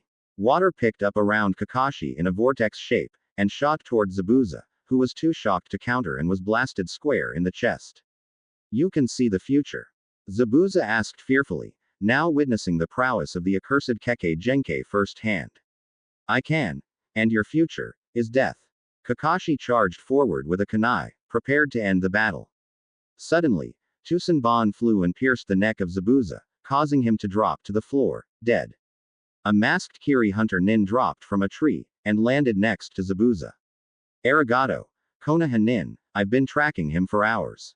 You've weakened him, allowing me to deal with him." He then left via Kiri Shunshin with his body, and Team 7 sighed. Tazuna-san, there should be no more other shinobi here to attack us. Lead the way to your house, Kakashi said, before Tazuna nodded and continued on their journey. After reaching their house, his daughter, Tsunami, greeted them, and gave them guest rooms. Upon settling down, Kakashi had to rest for a while due to chakra exhaustion. Naruto told Kakashi, I'll be training nearby.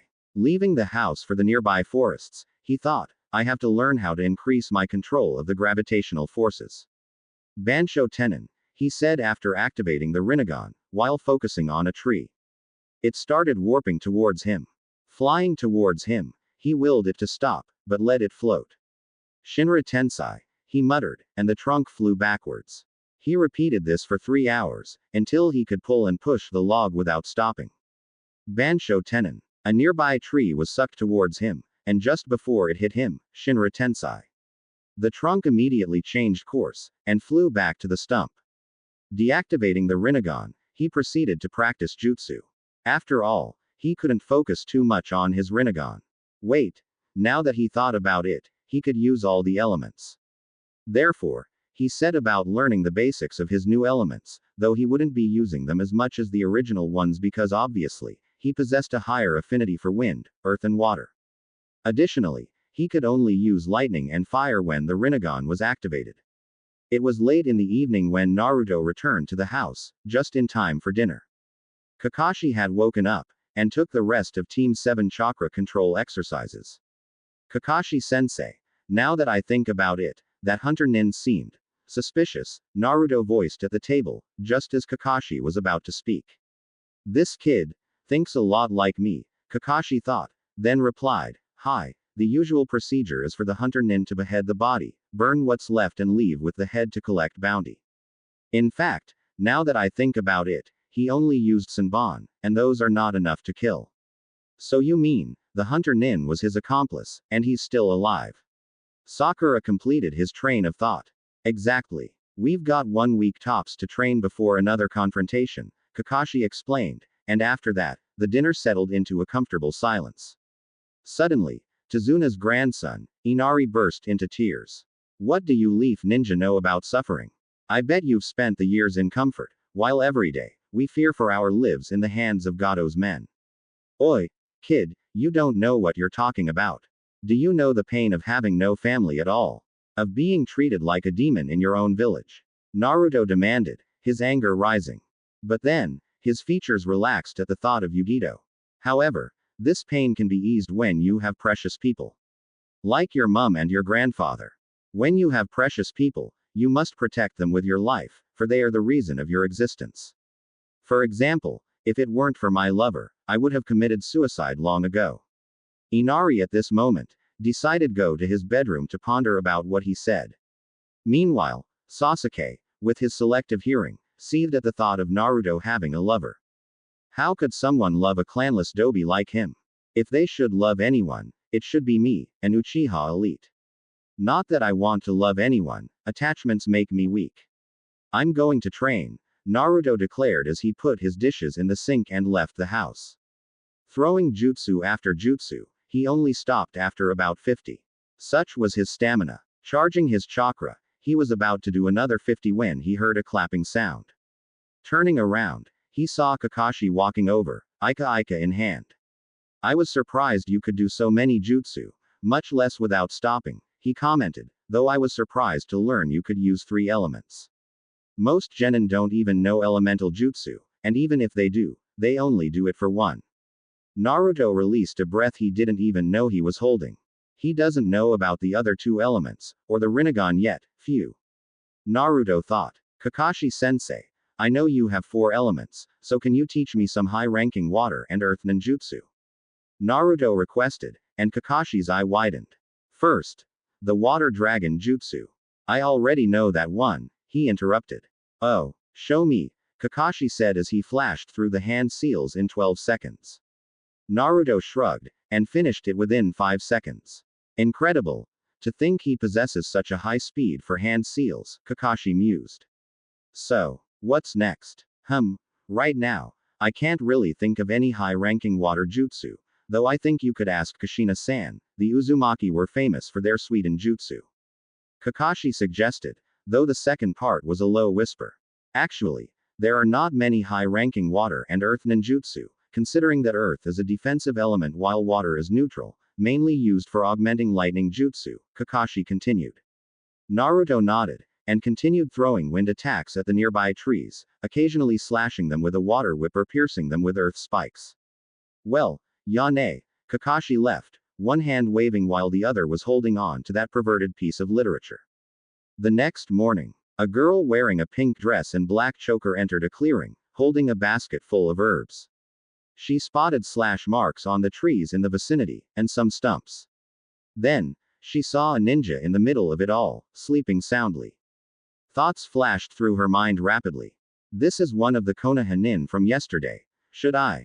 No, never mind, she pondered while her hand poised over his neck. Then she moved it to his collar, and just as she was about to shake him awake, he said, I know you're there. Naruto opened his eyes to find a girl grabbing his collar. Blushing, she let go, and said, What are you doing here on an early morning, Shinobi-san? I could say the same. Naruto redirected the question, to which she replied, My name is Haku, I'm plucking herbs to heal my friend. Oh, you have precious people, then. Naruto his head, this girl had piqued his interest. Hi, this is my only precious person. I believe that only when one has a precious person, then one has a purpose and this can make one stronger. Well said. In fact we think quite alike.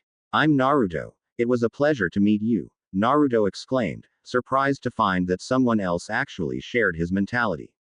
Right. I've to go now, Naruto-san. Till we meet again. And by the way, I'm a boy, he said as he left the clearing.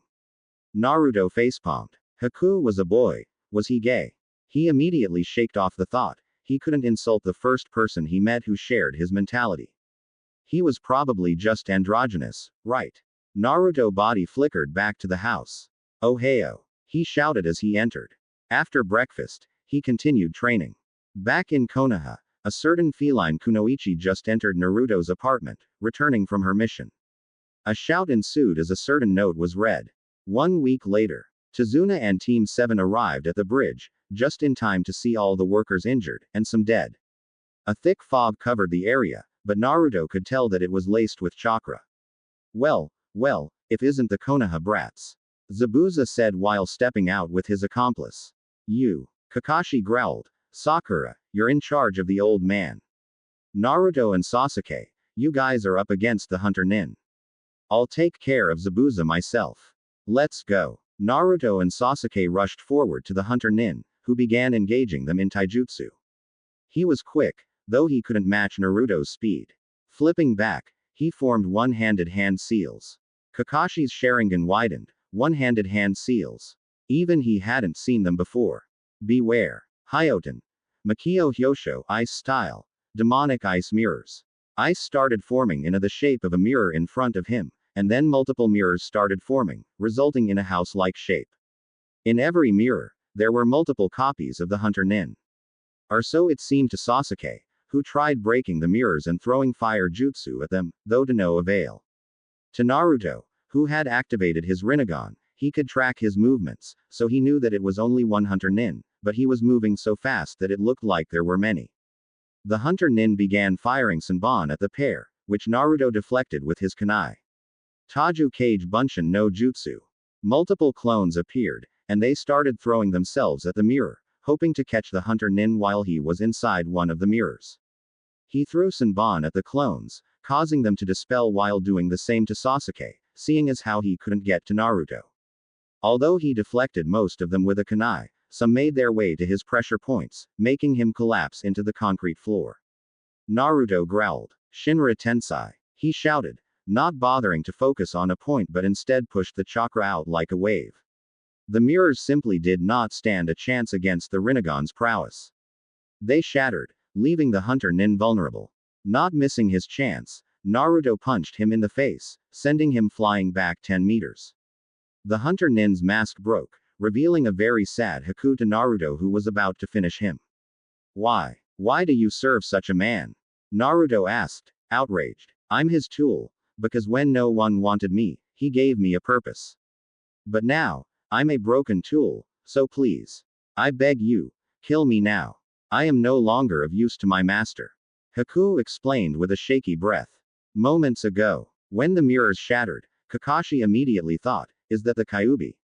The seal must be weakening. I need to end this quick. Despite being in his landscape before, he did not know about Naruto's friendship with the Kyuubi.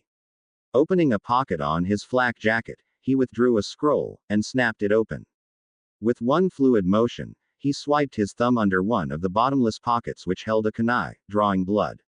He spread the blood in a line along the center of the scroll, and did a pirouette while twirling the scroll. Then sealing the scroll, he placed it between his thumbs and index fingers and formed the hand seals. Tiger, snake, dragon, dog. Slamming the scroll on the floor, he shouted, Ninpo, Kuchios, Doden, Suiga no Jutsu, ninja art. Summoning, earth style, Fang pursuit jutsu. Little lines started coming out from the side of the scroll, and they headed towards Zabuza. When the lines reached his spot, they burst out of the ground in a flurry of smoke, revealing Kakashi's Ninken. They bit Zabuza and held him down. You're the only one who had the privilege of seeing my Sharingan twice, and now, you won't be seeing it again, or anything for that matter, Kakashi said, and knitted his hands into three forms. Ox, rabbit, monkey. A circle of his chakra started forming around him, and it crackled with lightning. The Raiden chakra began jumping, and they reached Kakashi's hands, creating a ball of lightning chakra. The ball became bigger and louder and louder. Sliding his hands down, he shouted, Reikiri, lightning blade. Charging towards Zabuza, his Sharingan spun as his target came closer. Zabuza's heart. It was at this moment that Haku decided, wait, don't kill me yet, I still have a final use for my master. Forming an ice mirror below him and one above the spot in front of Zabuza, he dropped in and like a portal, ended up on the other side. By the time Kakashi realized what had transpired, it was too late. The Reikiri went straight through Haku's heart, and blood poured onto the floor as his arteries continued pumping, for a while. Looks like I found a useful tool. Zabuza smiled satisfied with his sacrifice. Was it all he ever was to you? A tool. Naruto raged. A loud clapping sound echoed across the bridge. Looks like you can't even take down a few shinobi. In fact, you've even been beaten by a few Konoha nin. That's good anyway, because I never intended to pay you. Zabuza turned back, and saw the man whom he hated the most now, Gato. Why you? Zabuza growled, clearly displeased about his betrayal. Sharingan no Kakashi. For now let's call it a truce, I want to kill this man. Planting a kunai in his mouth, he rushed at Gato and his men. Gato, scared out of his wits, ran to the end of the unfinished bridge, protected by his burly men. Let's go. Zabuza shouted and slashed his way through the crowd with his kunai and kubikiri bocho. Easily decimating the henchman, he reached Gato despite suffering severe injuries. Gato backed off in fear, he had just seen the demon of the mist slaughter all of his lackeys. No. Don't kill me. I'll pay you. A low laughing sound came out from Zabuza's mouth. You won't buy me this time. And not forever, he shouted, and grabbing his cleaver, bisected the tyrant. Gato, or his corpse, flew back and dropped into the depths of the water below. Zabuza collapsed onto one knee, and turned to Team 7, my time is up. Thank you, blonde brat, you've let me see that Haku was more than just a tool, though I hope that I can be in heaven with Haku. I know that's not possible. So my last wish is to be buried, with Haku. Of course, Naruto said solemnly.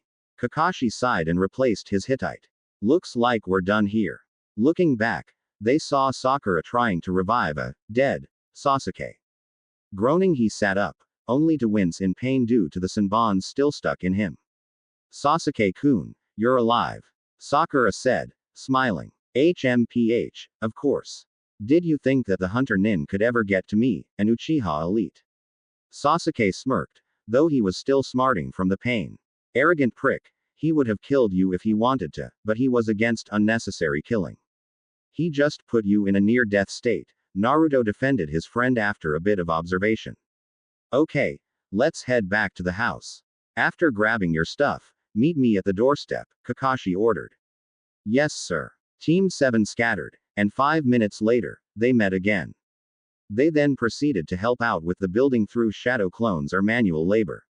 Bye, Konoha Nin. And thank you for killing the tyrant, Tazuna said, and Tsunami thanked them as well.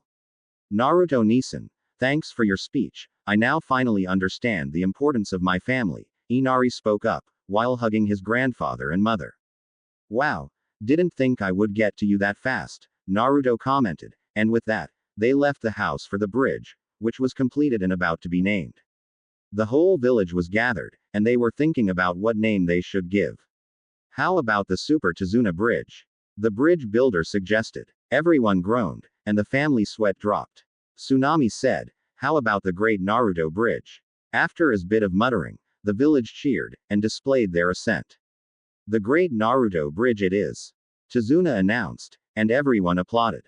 Naruto gave his famous smile, while Sasuke fumed, as usual. Great, now he's got a freakin' bridge named after him. It should be the ultimate Uchiha bridge. That bastard. Let's leave. Naruto shouted, and sprinted across the bridge to the border of Hino Kuni. Kakashi was just right behind him, while Sakura was struggling to catch up. Sasuke scowled, and followed suit. 5 hours of travel later, a deadbeat Sakura, seething Sasuke, enthusiastic Naruto and a calm Kakashi arrived at the Konoha gates. The Eternal Guards, as they were dubbed, Azumo and Katetsu cleared them through without much hassle, despite being surprised to learn that it was a C rank turned A rank mission. Reporting at the Hokage's office, they all greeted, Hokage-sama. Well except for Naruto who went with his usual, Hokage Jiji. Report. Came the voice of the Sandame, and Kakashi explained everything that had transpired within the time that they were gone from the leaf. I see, so we shall collect payment after they become rich, the Hokage pondered. Okay, all of you can leave except for Naruto. Hi, Hokage-sama. Leaving the blonde, they went out of the door. Nay, Jiji, what did you want? I've heard from Kakashi that there were various miracles happening within the mission, like how he escaped Zabuza's water prison, Hiruzen explained, and he said that he could feel this aura of power from you at that time. So please explain. Shit, Naruto thought, I think I should counter-ask him. Good idea. Tell him that you will only explain after he tells you who your parents are, Kurama suggested. Jiji, I will explain, but first I want you to tell me who my parents were. The Hokage sighed, and replied, I'm afraid I can't tell you Naruto-kun. Naruto smirked, and why not? I have told you before, your parents had many enemies, it would be unsafe to reveal their identity until you become a Chunin. Kage Bunshin no Jutsu. Naruto shouted, and 2 clones burst into existence. Each forming the ram hand seal, they yelled, Henge. A poof of smoke later, and the smiling visage of Minato and Kushina appeared. The Anbu above the roof were shocked to see their old Hokage, while the Sandame's jaw was trying to keep off the floor. He knew. Hiruzen thought. Jiji, why so surprised? If you studied the seal close enough, you'll realize that it seals part of their souls into me. Come on, I've got something to show you. Placing his hands on the Hokage's shoulders, which caused the Anbu to flinch, he said, clear your mind. Not being the professor for nothing, the Sandame was soon pulled into Naruto's mindscape. He was awed at the sheer amount of effort Naruto put in to make this place. See that house? Let's go to the doorstep, Naruto said, and they both arrived there via Shunshin.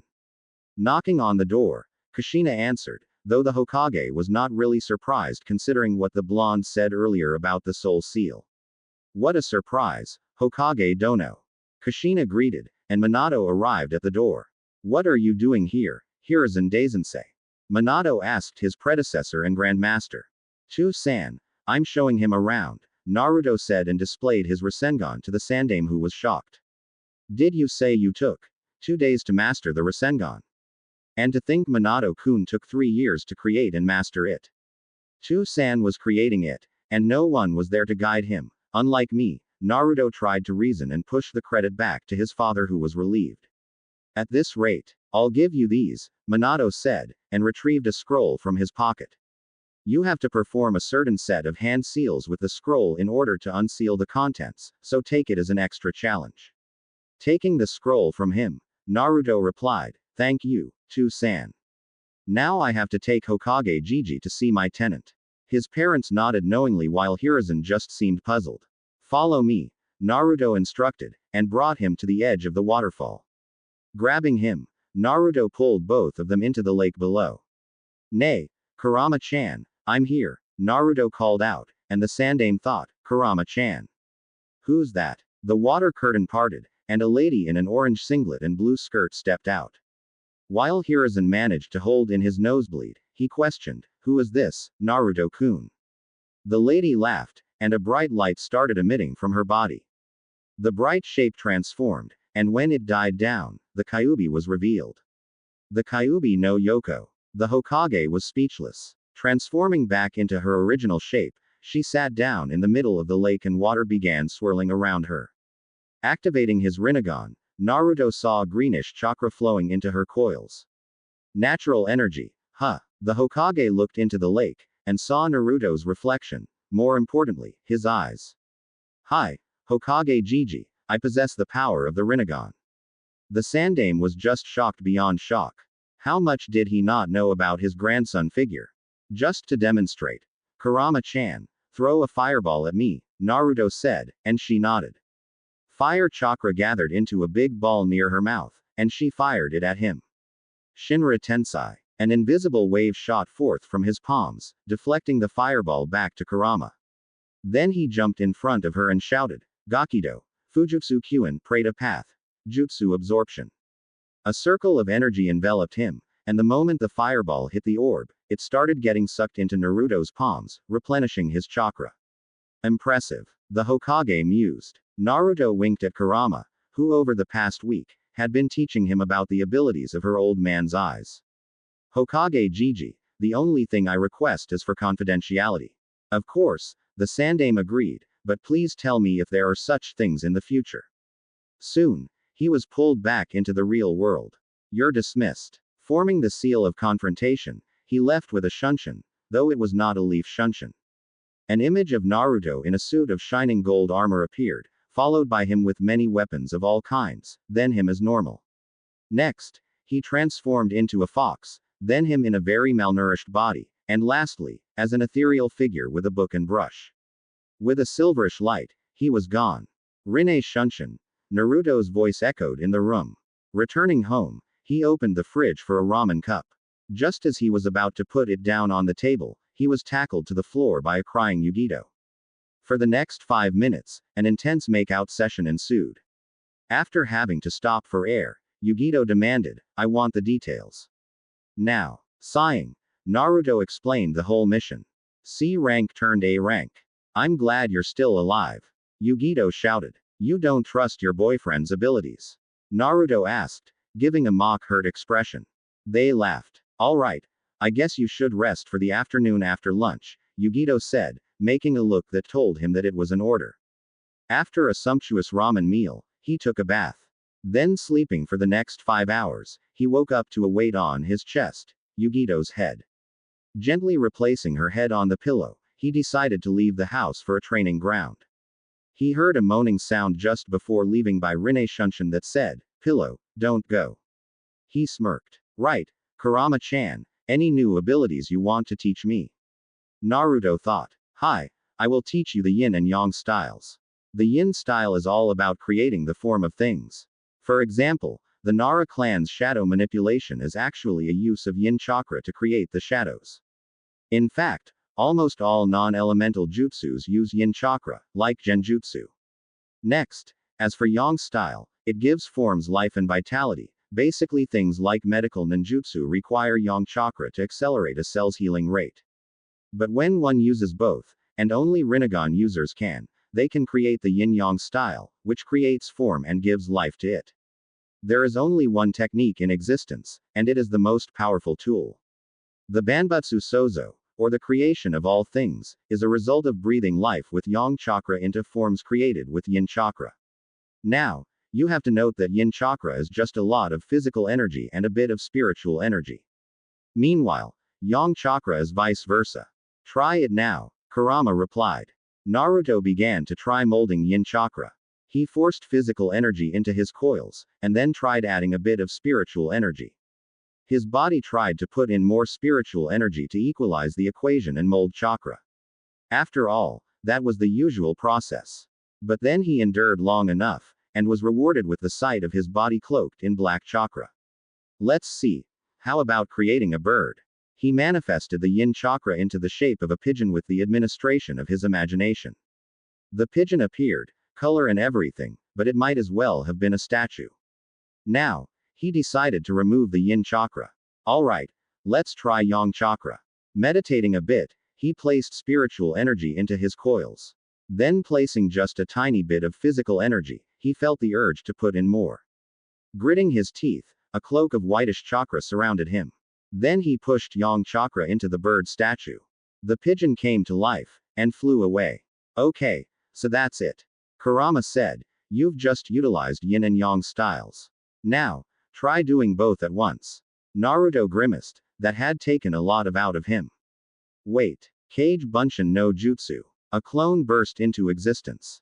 You make yang chakra, I'll make yin, Naruto ordered. After doing so, he tried putting their hands together. The white and black chakra began joining and forming a gray-colored one. Okay now, a frog. The chakra changed into the shape of said animal, and it hopped away. I did it, Kurama-chan. Naruto exclaimed. The next few hours were spent on basic physical training. Upon returning to the house, Yugito was already up and preparing dinner. When she saw Naruto, she pouted, causing him to almost die from cuteness overload. Dinner's almost ready, take a shower first, Yugito said, and Naruto complied. When he came out, the table was filled with plates of dishes of all kinds. There was also a candle on the center and the lights were dimmed. Take this as our first date. The dinner carried on in a comfortable silence, and the couple were generally just enjoying the other's presence. Where did you learn to cook like that? My mum. She's dead, Yugito replied sadly. Oh, sorry, Naruto consoled. After finishing dinner, both washed the dishes and retired to bed upon brushing teeth.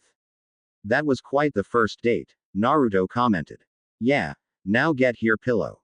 Yugito shouted playfully. Naruto laughed, and lay down on the bed. She rested her head on his chest, and that's how they remained for the rest of the night. The next day, morning, beautiful, Naruto greeted as he rose. There was a knock on the door. Answering it, he found Kakashi with a letter in his hand. Meet at Training Ground 7, I've got important news. Naruto asked, what news? Kakashi gave a simple reply, Chunin exams. Okay. Gotta go now, Heim. Chunin exams. Naruto shouted to the bedroom. Kakashi raised an eyebrow. Heim. Naruto and Kakashi body flickered to Training Ground 7, where Sasuke and Sakura were waiting. Alright, as you all now know, I have nominated you people for the Chunin exams. You can choose if you want to go or not, and if you do, report to room 302 at the academy in a week's time at 8 a.m. sharp. Naruto said, of course I'll go. Sasuke just agreed. He didn't want to still be a genin when Naruto became a Chunin. Sakura, as usual, went with her Sasuke-kun's decision. And so, for the next week, he spent every day deep in training until Yugito called him back to the house. The first 3 days, he sought to perfect his taijutsu style by smoothing out the flaws.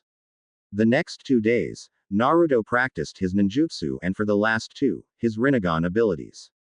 It had been a rough week and Team 7 met at Training Ground 7 as planned earlier. Let's go, Naruto shouted, and they jumped through the trees to their old school. After climbing a flight of stairs, they saw a sign proclaiming, Room 302. The first number of the room is based on what floor it is on, in this case, the third. We have only climbed 1 flight of stairs, so this must be a genjutsu to weed out the lousier ones. Let me check, Naruto thought as he discreetly activated his Rinnegan with the crowd all focusing on 2 genin blocking the door. The sign spun, and read, Room 202. The 2 genin were actually Izumo and Katetsu. Then out of the corner of his eyes, he noticed Sasuke opening his mouth in slow motion. Must be opening his trap about the genjutsu, need to get him to shut up quickly, Naruto thought. Fuinjutsu. Boon Cabe Fuinjutsu. Sound barrier, he whispered, and through his Rinnegan, witnessed as his chakra surrounded the unsuspecting Sasuke. HMPH. They think they can get us with such a simple genjutsu. My Sharingan can see through their crap. Sasuke yelled, not knowing that only Naruto could hear him. He motioned for the rest of Team 7 to follow him while deactivating his Rinnegan. Neji Hyuga and his team, the weapon specialist Tenten and the youth Guy Lee, left with Team 7 as well. Naruto noticed his Byakugan, so he presumed that's how he figured it out. At the third floor, Team 7 was greeted by the sight of Kakashi, who I smiled, saying, "Well, I'm glad you all made it." Sakura responded, "What did you mean, you all? If any of you were not to enter the exams with your other teammates, you all are barred from entering." Naruto nodded, "Teamwork. Well, wish you good luck with the first exam," Kakashi said, and disappeared in a poof of smoke. Entering room 302, they noticed the other genin teams already there. When Hinata noticed him, she was shocked at first, thinking him dead. Then she looked down in embarrassment. "So you're here, Naruto Koi," Yugito teased, "I thought you would never make it." Naruto laughed, I have no need for the lack of confidence in my abilities. Oh, and by the way, Fuinjutsu Kai." The chakra enveloping Sasuke was removed, and he finally stared at Naruto. "Did you just..." "Yep." Sasuke stared at him. "You, Fuinjutsu. Boon Cabe," Naruto repeated, and once again Sasuke was falling on deaf ears. Yugito snickered. Meanwhile, Sakura and Ino were bickering over Sasuke. Again. A silver-haired Konoha nin walked to them and said, "I'd suggest keeping your volume down. You people do not want to be a target to those people." Naruto looked around the room, and indeed, everyone was staring at them. "Who are you?" Naruto asked, "But as I'm the one asking, my name is Uzumaki Naruto. I'm Yakushi Kabuto. I have info on every genin here today. With these," he replied, and pulled out a deck of cards.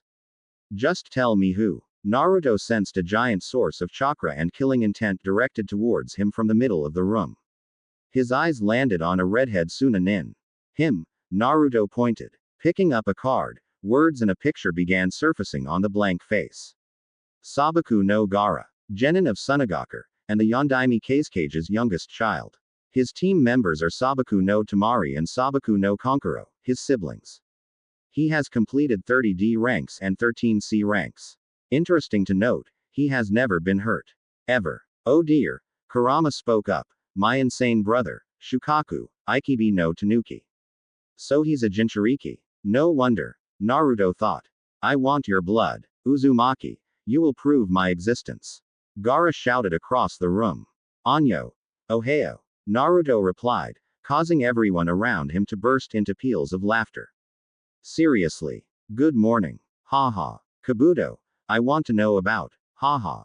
Uzumaki Naruto. Kiba requested while laughing. Fuinjutsu. Boon Cabe, Naruto whispered. Kabuto. I would prefer to keep my information a secret. Looking at him, Kabuto nodded, and replaced the deck in his pocket. Fuinjutsu Kai. Both Sasuke and Kabuto were unmuted, so Kabuto took the chance to speak. This year sees the most number of Konoha teams, but look at the new village, Oto. They probably won't be much. A few Oto nin looked up at him, and charged forth with their weird gauntlets. Suddenly, Kabuto began to clutch his head in pain. What are they doing to him? Wait. Sound. That's why they are called Oto. So their gauntlets produce sound which distorts vision and causes pain, Naruto deduced. He looked at Yugito, and she nodded, probably thinking the same. Alright. Maggots. Sit down and shut up. The test will begin in a few minutes. A bald man stepped into the room. I'm the proctor for the first test, Ibiki Morino, head of the interrogation and torture department in Konoha. You have 1 hour to finish the written test, after which, the 10th question will be given. As multiple Konoha nin handed out the papers, he continued, cheating will be seriously punished. If you are caught, it's over for you and your team. Okay.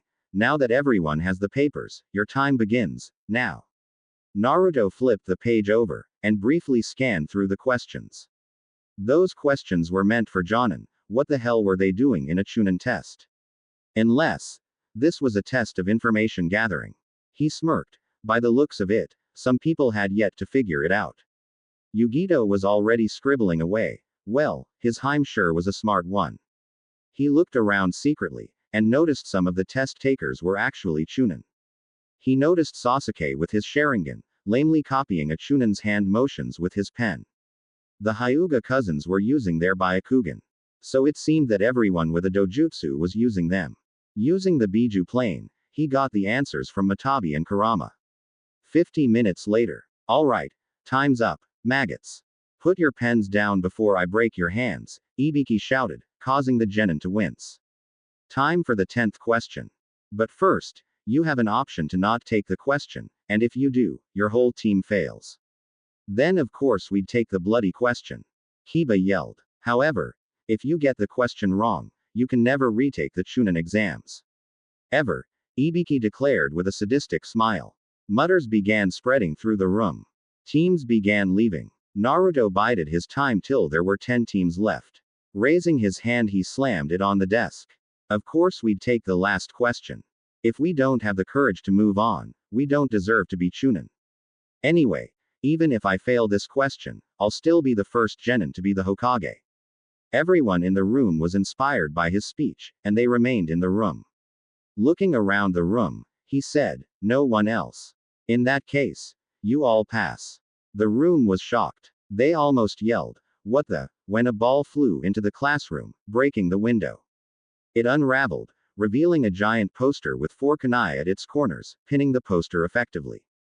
Luckily, Ibiki had sidestepped instinctively, so he managed to narrowly avoid being a pincushion. The poster read, "The single proctor of the second test, Mitarashi Anko." Said woman was grinning sadistically, just like Ibiki. "Anko, you're early." Again, Ibiki commented from behind the poster. "Ah, look at these maggots. I just wanted to play with them earlier, couldn't I?" Anko said seductively to Ibiki. The genins in the room blushed, but Naruto knew for sure, play definitely didn't mean fun. "Alright, I'm giving you all 10 minutes to get to training ground 44. Any team not there by then will be disqualified," Anko said, then body flickered away. Grabbing his cat princess's hand, Naruto followed suit with a Rinne Shunshin. The snake lady was surprised to see the fox brat and the girl from Kumo. "Early. Most genin can't even do a Shunshin," Anko commented. "You learn something new every day," said Naruto. The other genin arrived, and when they did, she explained the rules. Each team will get a scroll, heaven or earth. Your objective is to get the other scroll and make it to the tower in the middle of the forest within 5 days. You cannot open the scroll until then, and if any of your members are not present, you fail. Everyone left to sign the waiver and receive their scrolls. After splitting into the 10 different entrances, the green light was given. "Let's go," Naruto shouted, and Team 7 dashed into the forest, knowing they got an earth scroll. After finding a river, he urged Sasuke and Sakura to set up camp. "This is our best chance. In an hour we will break camp and reassemble somewhere else. For now, I'll go scouting." Running around, Naruto found a high spot at the top of a tree. There were quite a few teams left. Neji's team, Yugito's team, Shikamaru's team, and even Kiba's team. There were 2 sound teams and 1 Kiri team left. It appeared, one of the sound teams were approaching the camp at high speeds. "Shit," he muttered, and returned immediately, in time to hear a call of, "Futon. Daitapa." Sasuke reacted with a Kaden Jutsu, so it was fine, until it was revealed that the person he had hit was a mud clone. The scent of snakes, Naruto thought, Orochimaru. "Show yourself." "I see. Naruto-kun, you are a bright one. But I'm here for Sasuke-kun," the snake Sanin hissed. Team 7 briefly engaged him in taijutsu. Sasuke even activated his Sharingan. Team 7 could hold their own, but they needed extra power to beat him, even when Sasuke gained his second Tomo. Time to up the game. Naruto thought. His blue irises expanded and warped into concentric rings with a purple hue. Shinra Tensei. Orochimaru was blown back without knowing what had happened. "Orochimaru, you're going down." Bansho Tenin. Orochimaru paled. He didn't know what was happening to him. Natural energy sucked into a spiral, forming the formidable jutsu known as the Rasengan. Slamming it into his gut, the snake Sanin laughed as he melted into mud. "You almost got me, but..." He didn't even have a chance to finish the sentence as another Rasengan was slammed into the real deal. How could I be beaten by a mere genin? Little did he know, Naruto was already bordering cage level. Suddenly, his neck extended and he bit Sasuke on the neck, leaving a marking behind. When you need power, come to me. Uchiha Sasuke, Orochimaru said before body flickering away to tend to his injuries. Deactivating his Rinnegan, Naruto rushed forward to Sasuke. If you were wondering what Sakura was doing the whole time, she was just watching the whole scene in shock. For the rest of the day, no one attacked them. But the next morning, an Odo team appeared. Looks were in luck, Kin, a man said, referring to the state Team 7 was in. Sasuke unconscious, Naruto recuperating, and Sakura standing guard. The girl identified as Kin said, "Let's get them, Zaku." Raising their gauntlets, they fired off sound waves, or tried to. Naruto, having evaluated their skills earlier, set up a sound barrier around them. He feigned pain, and the Odo nin sneered. Slowly, he inched his way to them before defeating them without much hassle. Seeing as they had a heaven scroll, he carried Sasuke on his back and left for the tower with Sakura. Congratulations, you're the second team to make it after the Suna team, Iruka announced after Naruto unsealed the scrolls. You all can rest for the next 3 days. After Sakura left to her bunk, Naruto carried Sasuke to the control room. Excuse me, I would like to speak to Anko. Yes, Gaki, what did you want? Anko asked, slightly annoyed. We encountered Orochimaru in. What? Anko practically shrieked. Anyway, he bit Sasuke tem, and now he has a curse seal on him. By the looks of it, Naruto said, I would like to remove it from him. Are you crazy? Even I have it, Anko said, and revealed her curse seal. I'm a level 15 seal master, and this is only a level 8 curse seal. It appears that Orochimaru implants part of his soul into the seal, and when the user uses the seal's power, it makes them addicted to it, until Orochimaru takes full control of them. Anko was shocked, the description was perfect. I could help remove it from you, too. Of course. Anko led Naruto into a sealing room, and he placed the Uchiha on a square mat. Grabbing a brush from his storage seals, he began painting a seal array around him. Lighting a few candles, he placed them around Sasuke and began forming hand seals. Juinjutsu. Kai. Naruto yelled. The candles began burning at a faster pace, and the wax landed on the seal array, which glowed with power. The seal array began converging on Sasuke and crawled to the curse seal. The 3 Tomo marking was surrounded by Naruto's seal array, and they formed a circle around it. The whole seal glowed, and the curse seal peeled off his skin. This hurts, but I wish he was conscious to feel it, Naruto said sadistically. You sure you want to do it? Well, I am aroused by pain, so I guess, yes. Anko replied. Naruto repeated the process, and when the 3 left the room, all were free of curse seals. Later that day, the other teams arrived one by one. When Yugito's team arrived, he planted a kiss on his lover's neck. How about a date at 7 tonight, top floor? Naruto suggested. Smirking, she replied, be there or be square. He left for a training facility to practice some more jutsus. In the room, he came across charts depicting basic jutsus, and the academy hand seals. Wait. What if? Naruto withdrew a scroll from his attire, and threw it into the air with chakra. The ceiling was high, so it took about 10 seconds for it to fall back into Naruto's hands, which was all he needed. Nei, Ushi, Tora, Yu, Tatsu, Mi, Uma, Hitsuji, Suru, Tori, Inu, he said while completing the hand seals according to the chart's given order. After the pig hand seal, he clasped the scroll between his palms.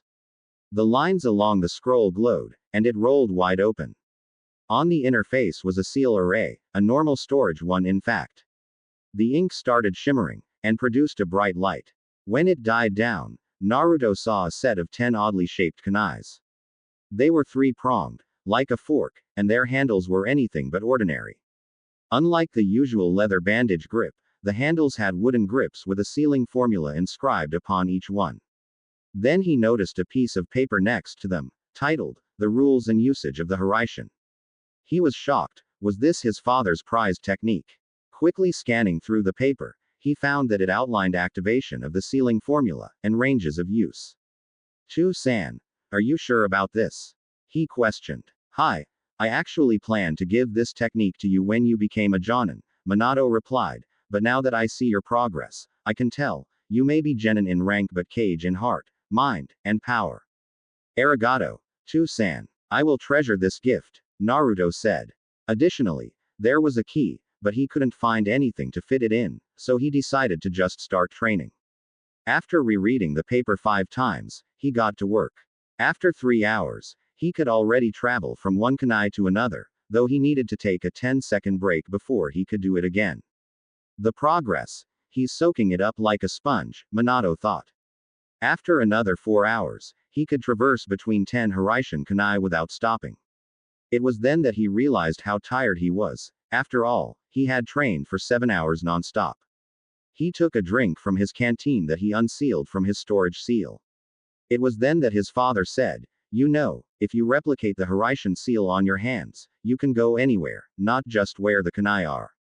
All you have to do is flare your chakra when you need to apply it on a surface, then it will stick to that surface. Or else, touching anything else with your hands will cause the seal to be applied. Naruto facepalmed. Why didn't he think of that? Aesthetically, it's horrible, Kushina shouted from the mindscape. Oh, but you sure didn't mind. Minato said, and a make-out session ensued within the house, which Naruto had cut off connection to earlier to give them privacy. Soon, it was 7. Grabbing his supplies, Naruto sealed the kunai's back and left for the roof. A minute later, his girlfriend stepped in. Hope I didn't keep you waiting long, Yugito apologized. No, I just came. Let's start, said Naruto, who pulled out a large picnic mat and placed it on the flat part of the roof. Taking out a basket, he placed it between them as they sat down and removed a sandwich. You really thought this through, didn't you? Sealing food into your storage seals didn't really seem like a last-minute plan. It was, Naruto lied. Grabbing an apple, he passed it to Yugito, who bit into it gratefully. He then unsealed a blanket which he placed around Yugito, and commented, it's sunset. She looked up and pushed her blonde bangs away. It was indeed a beautiful sunset. The sky was purple with multiple streaks of orange. Lacing her fingers with his, she sighed, how I wish we could stay like this forever. Don't we all? Naruto replied. Grabbing a piece of cheese, he slowly bit off a piece and handed it to her.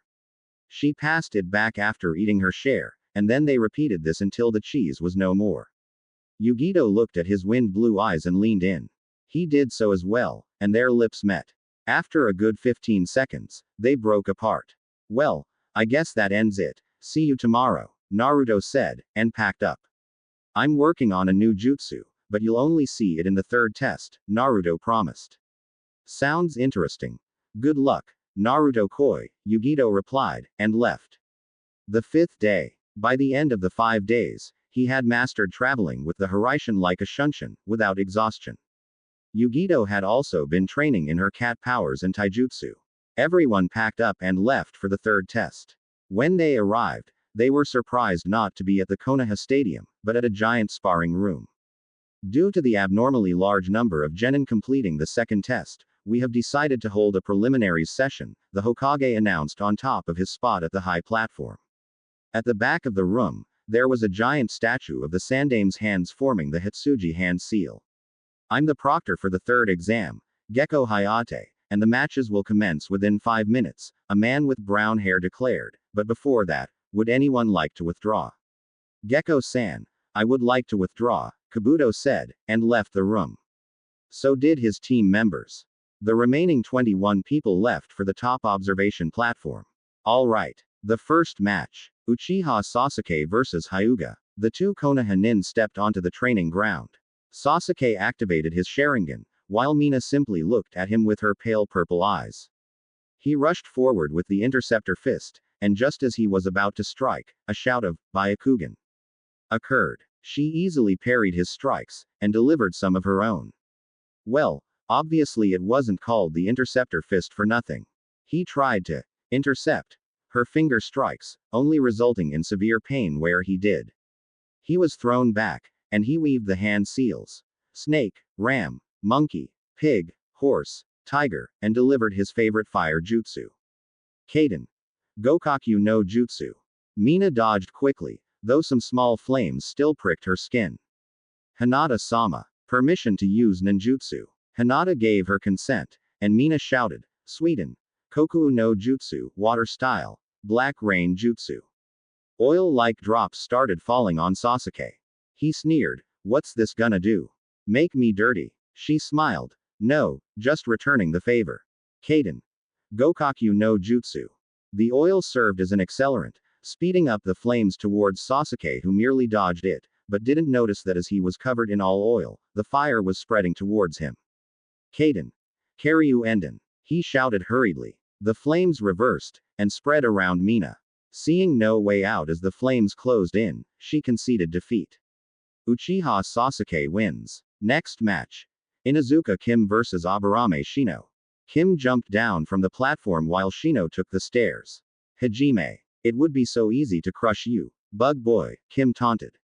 Shino remained expressionless, saying, I wouldn't think so if I were you, Inuzuka-san.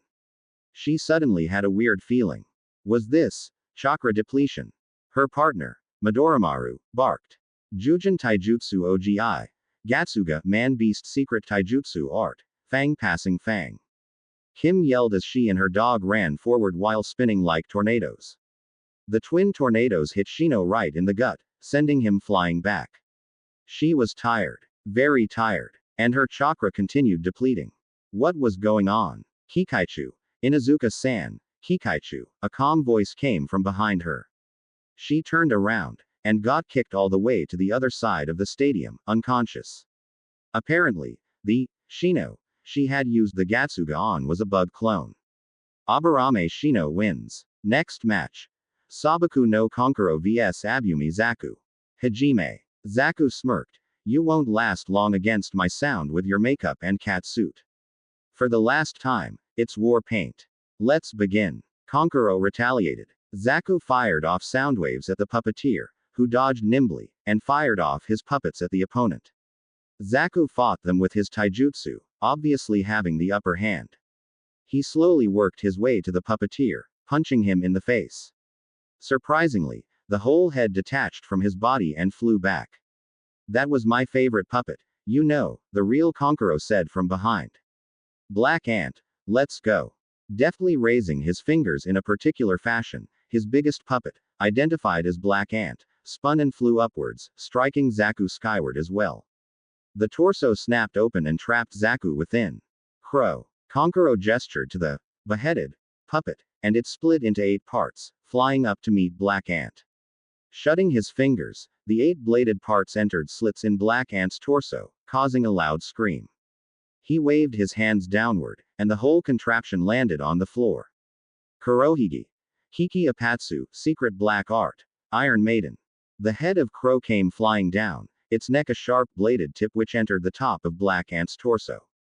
The now completely impaled Zaku screamed a very manly scream as the whole thing, torso, limbs and head exploded, killing the Oto Nin. The slightly disgusted Hayate announced, Sabaku no Konkuro wins. Up next. Haruno Sakura vs Yamanaka Ino. They looked at each other and smirked. Winner gets Sasuke-kun. You're on. Sasuke just gave a, what the hell, look as his love life was put on the table for 2 women to gamble, both of whom he disliked. Hajime. The 2 girls stared at each other intently. They began by engaging in taijutsu and shuriken jutsu. Then Ino cut her hair and scattered it all over the floor, saying that she wouldn't need her hair to be a kunoichi. Then she formed the hand seal for her clan's special technique, the mind-body switch jutsu. Sakura, to her credit, recognized it, and listed its flaws. When you use this jutsu, you launch your spirit at a straight line to the opponent. However, if you miss, your body is left defenseless. I don't care. Ninpo. Shintenshin no Jutsu, ninja art. Mind-body switch jutsu. She turned limp, and Sakura said, that was a poor choice. Ino. She tried moving, but her feet seemed to be stuck. The limp. Ino straightened her back and laughed. Using chakra, I have created bonds with my hair to bind you, billboard brow.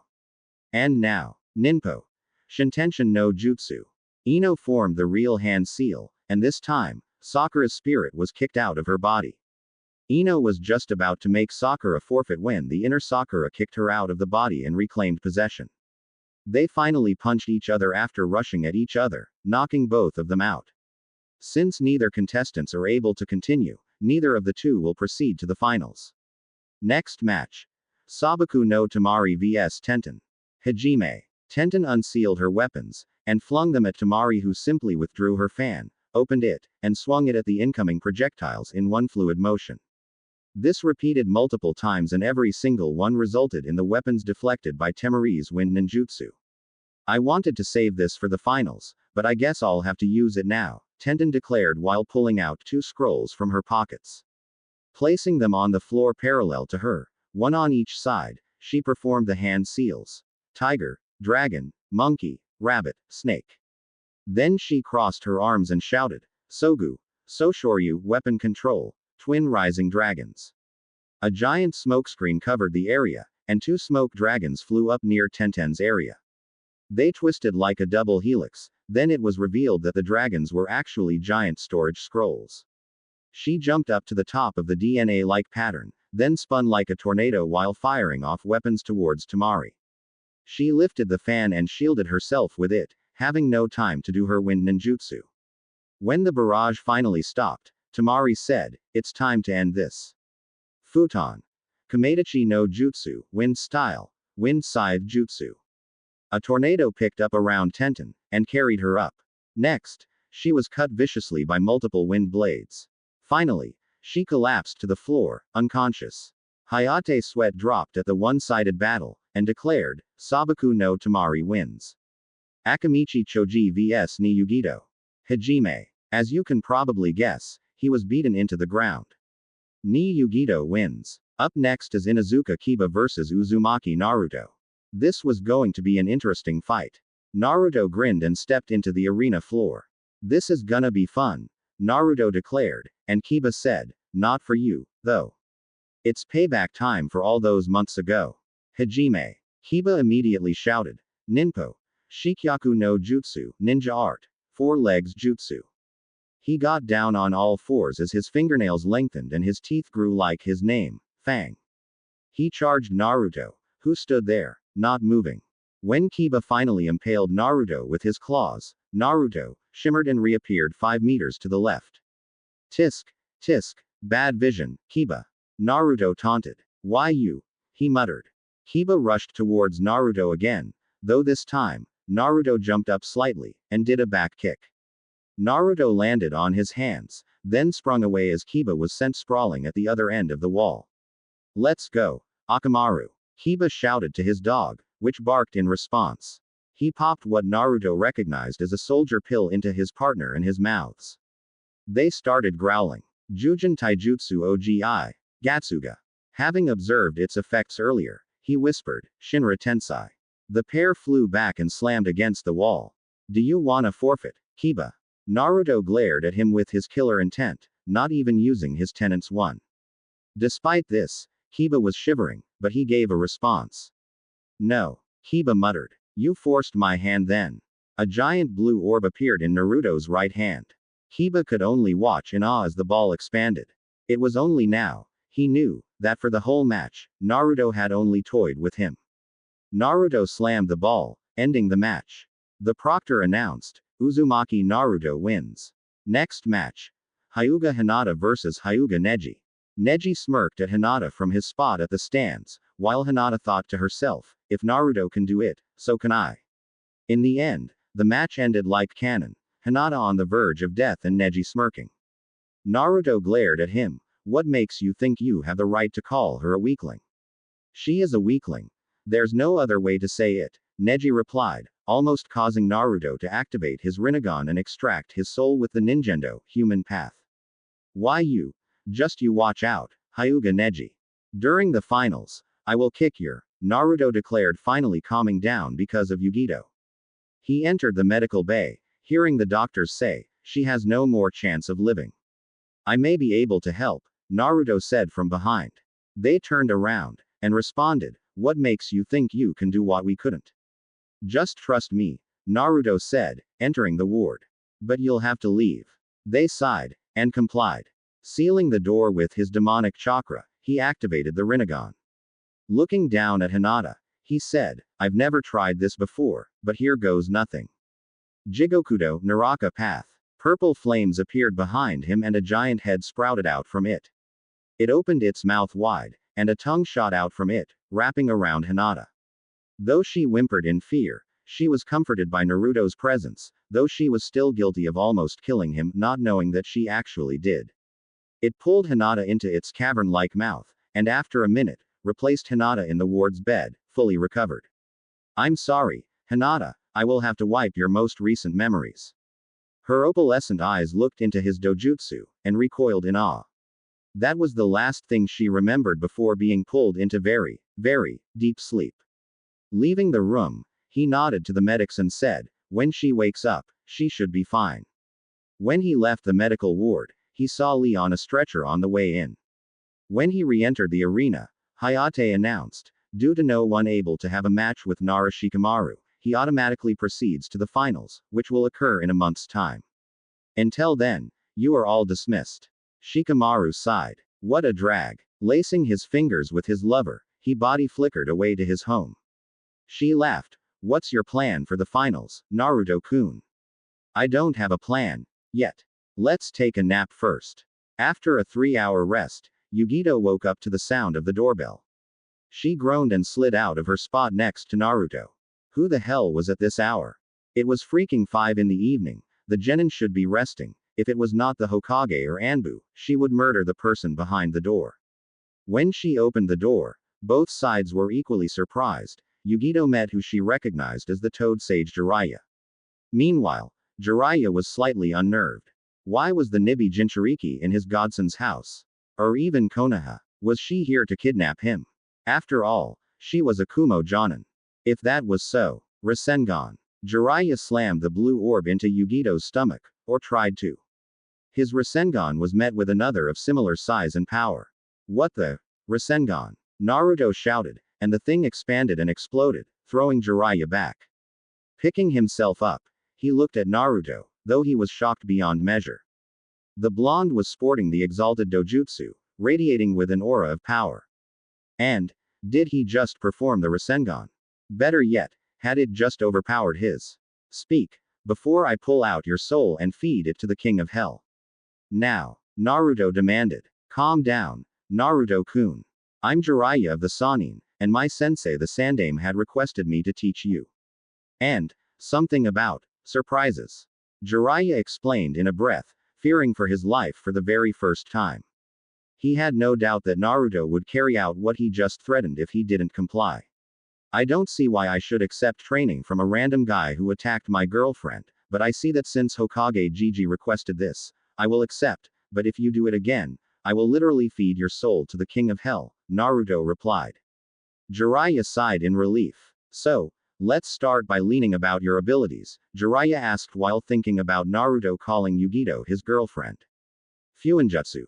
Boon Cabe. Naruto shouted, and surrounded his chakra around the trio. I possess the wind, earth and water natures, though my Rinnegan allows me the other two. I can make use of my Rinnegan powers, though not to the full extent. I can utilize 3 of the 6 paths, being the Tendo, Diva Path, Gakido and Jigokudo. I can use the Rasengan and other variations, including, but not limited to, the Odama Rasengan and the Rasengan Barrage. I have a personal taijutsu style, and my taijutsu, ninjutsu and genjutsu, aided with my Rinnegan, are low cage level. Additionally, I'm a level 15 seal master. I can use the Kage Bunshin no Jutsu and currently, I'm working on the Hiraishin, Naruto explained, and Jiraiya was awestruck. I'm also aware of my parents, and I am able to speak to them through my mindscape. I can also speak to the Kyuubi through my mindscape and tap on her power. Now, Fuinjutsu Kai. Now that Yugito got the full list of his abilities, she was surprised at how much she didn't know. Jiraiya said, very well, I will train you in Senjutsu, the sage arts, and let you sign the Toad summoning contract, the very one your father had. Let's go to a training ground. Okay. I know where. Just hold on to me, Naruto said, and in a yellow flash, did the Hiraishin to his favorite training ground. Firstly, I want you to sign the contract, Jiraiya said to Naruto, still awed at the Hiraishin. He took the giant scroll of his back, and opened it with his blood. On the scroll, there were vertical slots, and in the first 2, were, Jiraiya, and Namikaze Minato, with their respective handprints of blood. Following their example, he used a kunai and sliced his fingertips while writing his name. He then used the blood on each finger to imprint his fingerprints. The wounds healed quickly, due to Kurama and his Uzumaki healing factor. However, some blood dripped on the edge of the scroll. Naruto sighed. This was a messy process. It seemed like the scroll reacted to his blood, because the unrolled portion revealed a blood seal that glowed. When the light died down, he saw a keyhole. He came to a conclusion. That was the keyhole he was looking for that would fit his key.